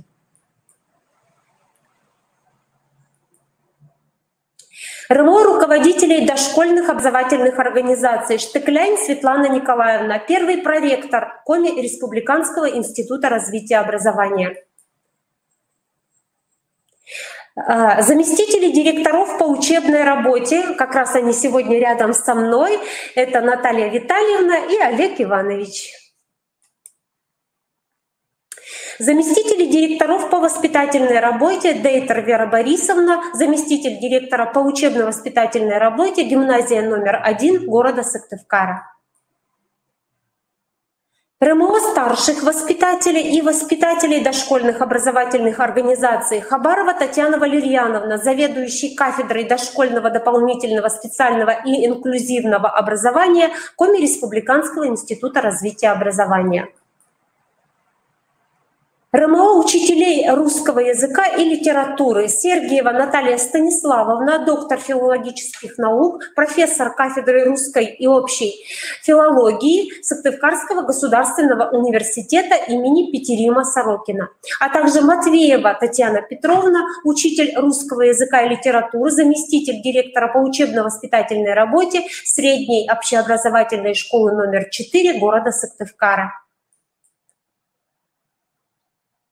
Учителя коми языка и литературы Мусанова Светлана Семеновна, исполняющий обязанности заведующего, методист лаборатории развития этнокультурного образования Коми Республиканского института развития образования, а также Зварич Лилия Яковлевна, учитель коми языка и литературы гимназии искусств при главе Республики Коми имени Спиридонова. РМО учителей иностранного языка Барышникова Юлия Юрьевна, кандидат филологических наук, доцент, директор Института иностранных языков Сыктывкарского государственного университета, а также Поликарпова Татьяна Дмитриевна, заведующий кафедрой общего образования Коми Республиканского института развития образования. Учителя истории и обществознания Максимова Любовь Анатольевна, директор Института истории и права Сыктывкарского государственного университета, Тырина Нина Ивировна, учитель истории гимназии номер 1 города Сыктывкара. Физика, астрономия Кирпичева Ольга Анатольевна, преподаватель физики, заведующий социально-педагогического отделения Сыктывкарского гуманитарно-педагогического колледжа имени Куратова, а также Рубцова Светлана Валерьевна, учитель физики средней общеобразовательной школы номер 18 города Сыктывкара. Учителя химии Полли Наталья Олеговна, учитель химии гимназии имени Пушкина, город Сыктывкар. Учителя математики Русанова Мария Анатольевна, учитель математики физико-математического лицея-интерната. Учителя географии Косолапова Лариса Михайловна, учитель географии Выльгородской средней общеобразовательной школы номер 2, и Селявка Виктория Владимировна, заместитель директора по учебно-воспитательной работе, учитель географии средней общеобразовательной школы номер 38 города Сыктывкара. Учителя учебного комплексного курса «Основы религиозных культур и светской этики». Ичеткина Тамара Александровна, методист Центра развития общего образования, социализации и воспитания личности Коми Республиканского института развития образования, и Казимирская Наталья Витальевна, заместитель директора по воспитательной работе, учитель ОРКСЭ средней общеобразовательной школы номер 43 города Сыктывкара. Учителя информатики Вячеслав Алексеевич Лешок, заведующий Центром информационных технологий, который сегодня перед вами выступал, а также Гусарова Любовь Ивановна, учитель информатики средней общеобразовательной школы номер 21 город Сыктывкар. Учителя биологии Попова Варвара Петровна, учитель биологии технологического лицея, Лобанова Людмила Александровна, учитель биологии Выльгородской средней общеобразовательной школы номер 2. Как раз вот сегодня у нас утром проходило Республиканское методическое объединение учителей биологии. Учителя технологии Калинина Наталья Николаевна, учитель технологии средней общеобразовательной школы номер 1, город Сыктывкар, Ермакова Оксана Владимировна, учитель технологий Выльгородской средней общеобразовательной школы номер 2. Преподаватели, организаторы ОБЖ Новикова Ирина Дмитриевна, кандидат педагогических наук, доцент, методист Центра сопровождения специального инклюзивного образования Института развития, а также Осипов Олег Александрович, преподаватель, организатор ОБЖ Зеленецкой школы. Учителя начальных классов Юранева Людмила Григорьевна, учитель начальных классов, заместитель директора по научно-методической работе Выльгородской средней общеобразовательной школы, и я, Волкова Анжелика Васильевна. Учителя физкультуры Чукичева Татьяна Григорьевна, учитель физической культуры, средняя школа номер 16 города Сыктывкара. Учителя предметной области искусства Торлопова Наталья Геннадьевна, кандидат педагогических наук, старший методист Центра научно-методического сопровождения программ и проектов в области образования Института развития образования, а также Жукова Надежда Александровна, методист отделения музыкального образования, дизайна и сервиса Сыктывкарского гуманитарно-педагогического колледжа имени Куратова. Классные руководители Костромина Ирина Викторовна, учитель начальных классов, заместитель директора по учебной работе гимназии номер 1 города Сыктывкар. Также Игнатьева Анастасия Николаевна, методист Центра развития общего образования, социализации и воспитания личности Института развития образования. Библиотекари Саврасова Наталья Леонидовна, заместитель директора по информации Национальной библиотеки Республики Коми, Закацола Мария Николаевна, библиотекарь средней общеобразовательной школы номер 35 города Сыктывкара. РМО педагогических работников дошкольных образовательных учреждений, реализующих программы этнокультурного образования, Остапова Зоя Васильевна, кандидат педагогических наук, заведующий лабораторией национальных проблем дошкольного образования Института развития образования. А до школы, именно педагогов школ, будет курировать Поляков Евгений Викторович, методист лаборатории этой же Коми Республиканского института развития образования. РМО педагогов,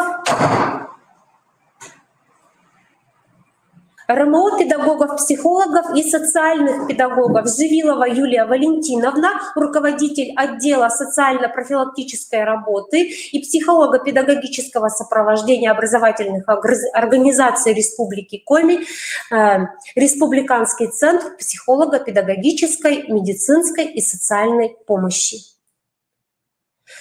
Логопеды и дефектологи. Игнатова Ярослава Игоревна, учитель логопед, детский сад номер 61 города Сыктывкара. По всем вопросам организации работы вы видите тоже на слайде, куда вы можете обратиться. А сейчас мы буквально быстренько выйдем на наш сайт.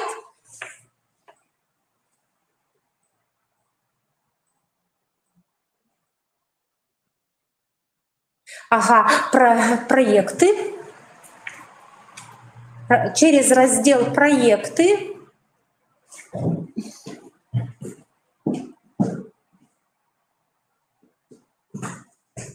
мы выходим на республиканские методические объединения. И здесь мы видим информацию о тех заседаниях, которые прошли именно среди руководителей всех республиканских объединений. А дальше мы с вами видим все наши республиканские объединения. И давайте, Дмитрий Валерьевич, мы зайдем в искусство. Выше, в первом ряду. Ага, и там есть ссылочка, через которую, ну, здесь мы с вами видим наших руководителей, и есть ссылка сразу же на портал «Открытое образование». Перейдем.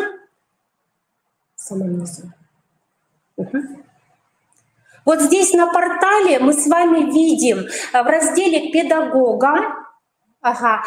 Мы находим все наши республиканские методические объединения. В частности, мы сейчас вышли с вами на учителей искусства и музыки. И мы здесь с вами видим, какая есть здесь информация. Во-первых, все новости, все итоги конкурса, различные методические разработки. В общем, очень интересно. Я прошу вас рассказать вашим педагогам о данной платформе, и чтобы наши педагоги тоже активно пользовались этой платформой. Уважаемые коллеги, спасибо. Ну, на этом я передаю слово. Мы можем подключиться, да? Ага. Распоповой Ольге Васильевне, да? Николаевне, пожалуйста.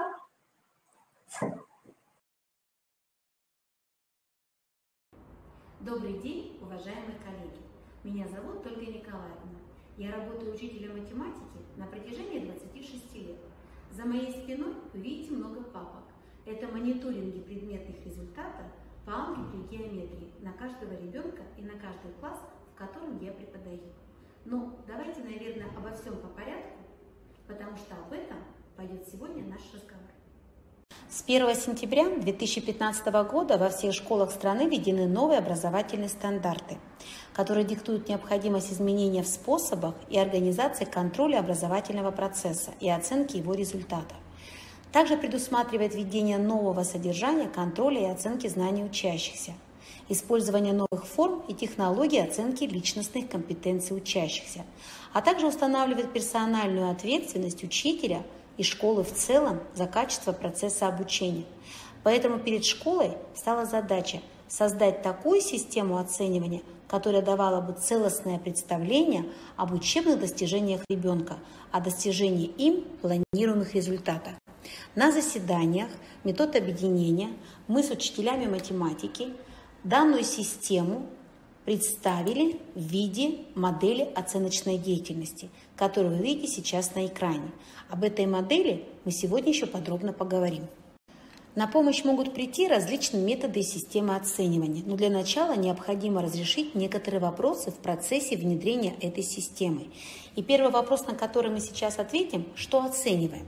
Оценивать мы можем только результаты ученика. В нашем случае это метапредметные результаты, предметные результаты и личностные результаты. А также нас интересует вопрос, а кто оценивает? А оценивать в этом случае будет учитель и ученик совместно. Необходимо помнить, что оценивание является постоянным процессом.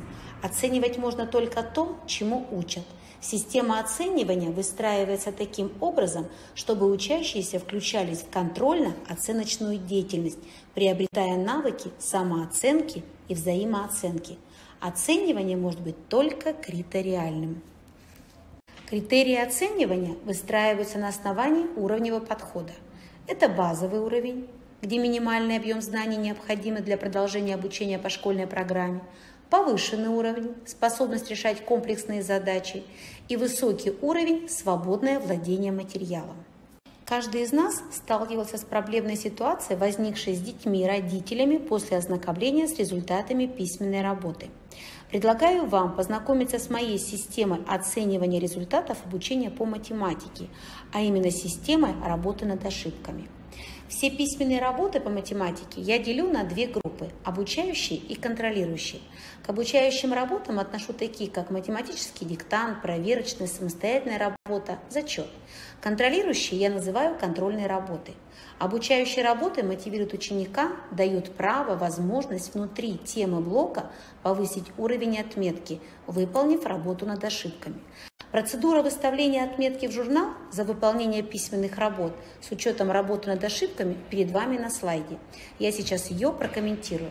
Если за письменную работу получена отметка 2 или не зачет, то тогда в работе над ошибками ученику предлагаются задания только базового уровня, то есть те задания, которые ученик обязан выполнить. Если за проверочную работу получена отметка 3, то есть ребенок справился на базовом уровне, то тогда в работе над ошибками я предлагаю ему выполнить задание повышенного уровня. Поставится та отметка за проверочную работу, на которую справляется ребенок. Это может быть 4, а может быть и 5, в зависимости, что он выполнил и по каким критериям. Вас интересует вопрос, а что делать ученику, если он неуспешно написал проверочную работу, а также неуспешен в написании работы над ошибками. Для этого существует главная работа в нашей теме, а именно контрольная работа, которая позволяет судить об уровне усвоения данной темы. Успешное выполнение контрольной работы по данной теме позволяет повысить отметки за текущие письменные работы. То есть у каждого ученика есть возможность повысить уровень. По какой схеме это происходит, вы видите на экране. Если ученик контрольную работу с первого раза написал на базовый уровень, то все неудовлетворительные отметки за письменные работы по данной теме у него увеличиваются на 1 балл. Тем самым в журнале вместо двойки появляются тройки. Если же ученик показывает повышенный уровень, а значит он умеет решать задачи комплексного характера, это значит, что все двойки и тройки увеличиваются на 1 балл. Вместо двойки ставится тройка, вместо тройки ставится четверка. Если же ученик написал работу на оценку 5, показал высокий уровень по данной теме, то есть свободное владение данной темой, то тогда двойки увеличиваются на 2 балла, а тройка увеличивается на 1 балл. И тем самым у него тема закрывается на качественный уровень. Но бывает и такое, что ученик с контрольной работой не справился. Что же тогда делать здесь? Если контрольная работа написана на двойку, это значит, что работа над ошибками снова выполняется только на базовом уровне, где ученик обязан показать базовое усвоение материала, которое позволит ему дальше изучать программный материал. Если же ученик контрольную работу написал на тройку, то он может выполнить работу над ошибками также на повышенный уровень, но отметка за эту работу выставляется рядом в журнале. Использование данной системы при контроле и оценке знаний учащихся показало положительные результаты, а именно у 80 и более процентов учащихся самооценка и отметка учителя совпадает, позволяет избежать общепринятого стереотипа троечника, формирует навыки самооценки, позволяет избежать конфликтных ситуаций при взаимодействии ученик, учитель, родитель, мотивирует ученика на успешное достижение планируемых результатов, а также достичь высоких результатов при внешней экспертизе. После того, как я озвучила свою систему, я думаю, что у многих возникнет вопрос, как это все запомнить и вообще где это хранится информация. Хорошим инструментом для этого служит мониторинговый лист предметных результатов. Вот о тех папках, о которых я говорила и показывала в первом своем видеообращении. В мониторинговом листе обязательно указывается тема, которая изучается, срок изучения, планируемые результаты, конечно, предметные на базовом уровне, на повышенном уровне, а также личностные и метапредметные результаты. Указывается познавательный, регулятивный и коммуникативный УУД, который мы формируем на каждом уроке. В этом мониторинге обязательно составляется таблица, где указаны тема работы, вид работы, проставляется самооценка учеником и отметка учителя. И прописываются сроки выполнения работы над ошибками. Работа над ошибками происходит как на уроке, так и после уроков, в свободное время от уроков. Использование данного инструмента, а именно мониторингового листа предметных результатов, способствует формированию учащихся оценочной самостоятельности, позволяет отслеживать индивидуальные достижения в сравнении с предыдущими результатами, определяет направление дальнейших действий ученика и учителя, влияет на повышение интереса к обучению, работоспособности, активности, а самое главное, снижает тревожность. Очень легко отвечать на вопросы «за что?» и почему при индивидуальной беседе с родителями. А ребята, когда получают свою письменную работу с результатами, они часто употребляют фразу «я получил, а не она мне поставила».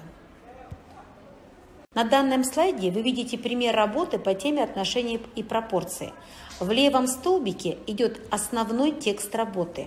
По теме понятия пропорции, основное свойство пропорции. А в правом столбике написан текст работы над ошибками. Причем вы видите на два уровня. На базовом уровне и на повышенном уровне. Я иногда в работу включаю дополнительное задание, которое оценивается только на дополнительную отметку. И оценивается каждое задание от 0 до 2 баллов, что позволяет приучать ребят к работе для внешней экспертизы. На фотографии учащиеся 11 В класса прошлого учебного года. Это класс с углубленным изучением математики. Это ребята, которые являлись пилотами введения ФГОС и основного общего образования, и среднего общего образования. Вы помните, что выпускники прошлого года попали в очень нестандартную ситуацию, когда с марта месяца мы учились на дистанционном обучении. Но приобретенные навыки и работая по данной системе, и работая с прекрасным инструментом, как мониторингом предметных результатов, ребята показали высокие результаты при внешней экспертизе. Средний тестовый балл, полученный на экзамене по математике профильного уровня, за 70 баллов. 3 ребят показали результаты от 90 и выше, 5 от 80 до 90. Поэтому приобретенные навыки помогли им в написании ЕГЭ в такой нестандартной ситуации. Жду ваших вопросов, предложений, пожеланий на электронную почту по адресу, который вы видите на экране. Большое спасибо. Очень интересный подход к оцениванию, к обучению учащихся. Есть вопрос у нас, как можно подробнее познакомиться с материалами Распоповой Ольги Николаевны. В конце видеофрагмента была ее электронная почта. Я думаю, что можно обратиться к ней за какими-то дополнительными материалами, если вы не увидели их внутри видеофрагмента. У нас был еще вопрос по сертификатам. Мы по нему ответим в конце уже нашего заседания. Сейчас я передаю слово Игнатьевой Анастасии Николаевне, методисту Коми Республиканского института развития образования, по вопросу календаря образовательных событий. Пожалуйста, Анастасия Николаевна. Добрый вечер, уважаемые заместители директоров по учебной работе. Мы бы хотели познакомить вас с нашим проектом «Календарь образовательных событий», который расположился на сайте Коми Республиканского института развития образования, и рассказать о возможностях классной работы с образовательными событиями. Итак, министр просвещения Сергей Кравцов на заседании Комитета Госдумы по образованию и науке, на котором обсуждались поправки ко второму чтению президентского законопроекта о воспитании в системе образования, ответил на главный вопрос: не приведет ли введение новой рабочей программы воспитания и создание календарных планов по ней к увеличению отчетности. В свою очередь, министр обратил внимание на то, что у нас есть федеральный календарь образовательных событий и отмечаются великие праздники. Они могут дополняться региональными особенностями, и речь идет в большей степени об этом, когда говорится о именно календарном планировании. Да? И мы бы хотели обратить ваше внимание на календарь образовательных событий, каким образом он может быть представлен, в том числе и на сайтах ваших образовательных организаций. В общем-то, само письмо Министерства просвещения Российской Федерации от 29 мая 2020 года, всегда в конце учебного года формируется календарь образовательных событий на следующий учебный год. Кто уже работал с этим календарем, знает о том, какие события являются основными, какие добавляются или, например, уже имеет место перейти в другой, уходящий год. Вот. И Сергей Кравцов обратил внимание на то, что при организации мероприятий необходимо эффективно использовать возможности научных, физкультурно-спортивных и иных спортивных организаций культуры, обладающих ресурсами, необходимыми для осуществления образовательной деятельности. То есть призывали все-таки к сотрудничеству с внешними партнерами по проведению образовательных событий в образовательных организациях. Таким образом выглядит календарь образовательных событий Министерства просвещения Российской Федерации. Там перечислены основные даты, праздники, которые повторяются, которые добавляются, которые посвящены юбилейным датам. И также есть недели, да, например, неделя, получается, интернета, да, интернет-безопасности, всероссийский урок экологии и энергосбережения в рамках Всероссийского фестиваля, также всероссийские уроки представлены и всероссийские недели музыки, например, для детей и юношества. То есть различные события, вот они здесь все перечислены, но хотелось бы обратить ваше внимание, что далее к этим образовательным событиям на уровне федерации, да, федерального уровня добавляется календарь образовательных событий Республики Коми, который также представлен на сайте Министерства образования, науки и молодежной политики Республики Коми и на нашем сайте в том числе. Этот календарь событий уже добавляется региональными праздниками и событиями, которые вот являются важными для нашего региона. Да? То есть если вы посмотрите уже в календарь образовательных событий Республики Коми, то заметите, что здесь появляется 25 октября День Отца. Да? Далее Всемирный день зрения, да, 14 октября 2020 года. И другие различные события, которые посвящены в том числе юбилейным датам, например, 130-летие Вениамина Тимофеевича Чисталева. В общем-то, весь месяц октября был посвящен его творчеству. И я думаю, что кто обращает внимание на эти события, тот организует работу и в стенах образовательных организаций. Это очень важно, потому что эти даты предложены нам не случайно. Если мы обратимся к программе воспитания, к рабочей программе воспитания, то мы увидим модули воспитательной работы, да, которые отвечают направлениям воспитательной работы школы. Это инвариантные модули, классное руководство, школьный урок, курсы внеурочной деятельности, работа с родителями, самоуправление, профориентация. И вариативные модули – это те модули, которые школа может самостоятельно, исходя из особенностей и исходя из каких-то возможностей общеобразовательной организации в разной местности, да, может добавить или убавить отличия в зависимости от того, какая работа реально осуществляется на базе общеобразовательной организации. То есть это могут быть вариативные модули ключевые общешкольные дела, модуль детские общественные объединения, школьные медиа, экскурсии, экспедиции, походы, организация предметно-исторической среды, добавляются модули волонтерства, модули школьный музей, если эта работа вот по этим направлениям организована в достаточном масштабе, объеме и на уровне, да, высоком. Различные другие модули, например, спортивный клуб, предположим, да, если на базе школы есть такой и охват детей, обучающихся достаточно велик, высок, да, то можно уже объединить вот это в отдельный модуль. Очень важно не гоняться за количеством модулей, да, в рабочей программе воспитания, а все-таки действительно отражать ту работу, которая реально происходит в плане воспитательной, да, работы в образовательной организации.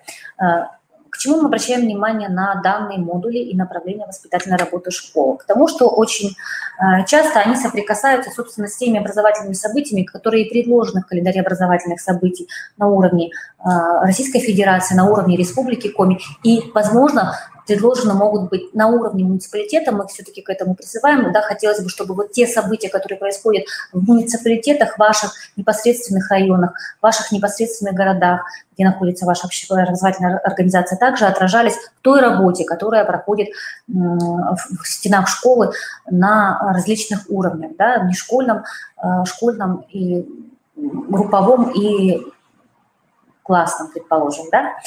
Вот каким образом выглядит методический портал «Календарь образовательных событий» на нашем сайте. Он сделан достаточно ярко, интересно, соответствует, разбит по месяцам. Да? Сейчас нам покажут, где он находится. Вот с правой стороны вы видите вкладку «Календарь образовательных событий». Выглядит он следующим образом, да, то есть вот в ленте наверху, да, мы видим конкурсы действующие, документы, которые регламентируют непосредственно календарь образовательных событий, возможно зарегистрироваться, если воспользоваться материалом. Если мы зайдем, например, в месяц октябрь, да, вот получается, да, месяц, который у нас сейчас прошел, то мы увидим те образовательные события, которые на федеральном уровне закреплены в календаре, да, и здесь мы представляем материал, который возможен для использования педагогами в школе. Ну, вот сайт мы больше, конечно, предполагали для работы классных руководителей, но им могут воспользоваться также педагоги-предметники и педагоги, осуществляющие курсы внеурочной деятельности, потому что очень важно, чтобы воспитательная работа не была ограничена рамками классных часов и каких-то общешкольных, да, событий, а все-таки также перекликались вот эти темы, которые необходимо осветить все-таки, да, и на курсах неурочной деятельности, если они сопричастны по теме, да, и на школьных уроках в том числе. То есть вот в программе воспитания, примерной программе воспитания, с которой мы, собственно говоря, да, кооперируем вот наш календарь образовательных событий, об этом тоже много говорится. Вот, ну, например, можно, да, зайти, спасибо. Например, мы заходим, да, и видим, предположим, открываем какой-то из образовательных дат, вот 125-летие со дня рождения великого русского поэта Сергея Есенина. Здесь мы предлагаем описание, да, биографии небольшое, краткое, чтобы можно было ознакомиться, ссылки на статьи интересные, на методические рекомендации, вот сейчас их откроют нам, да, которые предложены нашими федеральными коллегами.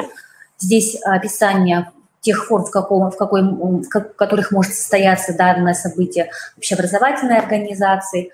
Вот. И также мы предлагаем видеофрагменты, да, каких-то стихотворений, которые читают артисты наши знаменитые. Сам Сергей Есенин, есть записи, да, уникальные. То есть чтобы учителя не искали их, а могли воспользоваться вот этим сайтом нашим и тем предложенным материалом, который, мы думаем, будет полезен. Помимо того, что этот материал будет полезен, можно, да, вернемся немножко, да, назад, да, покажем, может быть, урок какой-нибудь, вот пониже спуститесь, пожалуйста, да, вот, да, то есть, например, 75 лет атомной отрасли, ну, вот, я думаю, что если вы обратитесь к этому календарю, вы потом посмотрите, изучите внимательно. И самое главное, не только посмотрите и изучите, но и присоединитесь к его пополнению. Вот об этом я скажу чуть позже. То есть здесь даны дополнительные материалы и полезная информация. Можно открыть, да, методическое пособие, например, по атомному уроку. Да, то есть тут уже предложены, да, схемы, предложены этапы урока, есть изображения, которые могут быть также использоваться для презентации, да, по теме атомного урока. И интересные в разных возрастных категориях отражены разные темы, вот именно связанные с событием, которое имеет место быть в календаре и предложено для образовательных организаций в качестве образовательных событий, важных для освещения для обучающихся. Что ж, можно к календарю вернуться, да, я немножечко подытожу сказанное. В апреле 2021 года мы будем открывать конкурс, республиканский конкурс методических разработок, который так и будет называться «Календарь образовательных событий». В чем суть этого конкурса? Мы бы хотели пополнить вот календарь образовательных событий не только разработками федерального уровня, да, и теми разработками, которые уже прошли экспертизу на базе Коми Республиканского института развития образования, а которые бы были нам представлены на конкурс, имели бы место, да, и были бы предложены в качестве лучших практик и размещены впоследствии на нашем календаре образовательных событий, которым можно было воспользоваться всем педагогам Республики Коми. Напоминаем вам, что нас ожидает в августе грандиозное событие нашего региона, нашей республики. Это 100-летие Республики Коми. Мы к этому событию, конечно, готовимся. И я думаю, что много интересного материала, да, ваши педагоги уже готовят к этой дате и, собственно говоря, уже ведут какую-то предварительную работу для того, чтобы обучающиеся с интересом и радостно воспринимали это событие и чтобы это событие стало для них действительно воспитывающим. И вот этим датам, которые есть в календаре образовательных событий, в том числе и ваших муниципалитетов, да, и Республики Коми, и на федеральном уровне Российской Федерации, можно уже вот готовить потихоньку, да, для участия в конкурсе, потому что это действительно престижно, так как лучшие работы мы потом будем рекомендовать уже на уровень Российской Федерации, там тоже такой конкурс проводится по датам, которые касаются действительно уровня Российской Федерации, да. Вот. А также свои муниципальные какие-то события, которые у вас есть, и отражаются в вашей работе, чтобы вы все-таки готовили между тем, что на практике действительно эта работа ярко реализуется, готовили еще методические разработки в соответствии с требованиями, да, и потом эти разработки могли бы уже идти на внешний конкурс и достигать действительно, могли педагоги признания и успехов. Вот это очень важно, и на это мы бы хотели обратить ваше внимание. Еще в качестве предложения мы бы хотели, конечно, предложить вот такой вариант календаря образовательных событий на сайте ваших образовательных организаций, потому что, на наш взгляд, очень часто сайты не отражают той реальной работы, яркой, интересной, событийной, воспитательной работы, которая проходит в образовательных организациях нашей Республики Коми. Потому что мы уходим больше в социальные сети, да, и все-таки вот сайт, он где-то вот содержит больше даже, может быть, старые материалы, да, то есть вот если просмотреть сайты наших школ Республики Коми, то очень часто материал там лежит и 5 лет назад, да, который представлен, и фотоотчеты, к сожалению, вот не обновлялись очень давно. А вот если бы на уровне календаря образовательных событий можно было сделать по датам, да, по календарю те события, которые в вашей школе были освещены, ярко представлены, представить фотоотчеты, может быть, какие-то видео, зарисовки, может быть, какие-то презентации, то вот предлагая такой сайт и такое освещение вашей работы и воспитательной работы и яркой событийной жизни школы, можно было бы действительно провести качественный самоанализ по той же рабочей программе воспитания в конце учебного года. Потому что вот этот, так скажем, календарь, да, яркий, событийный, напомнит и вернет нас к тем датам, которые действительно состоялись и которые действительно были яркими, интересными, насыщенными, полезными для обучающихся ваших образовательных организаций. Вот такой календарь мы предлагаем вам для изучения, для пополнения непременно. Да, мы все-таки надеемся на сотрудничество, потому что знаем, что педагоги наши очень творческие, яркие, и, конечно, много времени тратится у нас и на подготовку, и на свои непосредственные, да, подготовку уроков и неурочных курсов и других мероприятий. Но вот воспитательная работа все-таки сейчас у нас в центре внимания, и очень важно, чтобы вот эта работа освещалась ярко, достойно и действительно событийно. Желаем вам успехов, всего доброго и благодарим за сотрудничество. Спасибо.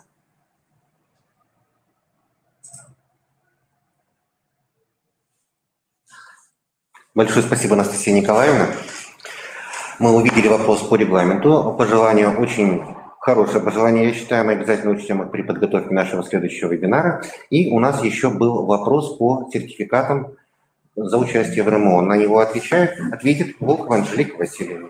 Пожалуйста, Анжелика Васильевна. Уважаемые коллеги, значит, сразу же скажу, что с 1 сентября сейчас по участию в вебинарах, в заседаниях РМО, в каких-то вот обычных, так скажем, семинарах сертификаты больше не выдаются. Это происходит и на федеральном уровне, и на нашем региональном уровне. Это тоже так. Все? Спасибо большое. Наше следующее заседание будет посвящено государственной итоговой аттестации. По дате заседания и ссылочку на подключение мы вам обязательно направим в наших рассылках. Спасибо, всего доброго вам. До свидания, хороших выходных и хорошей четверти учебы. Спасибо, коллеги.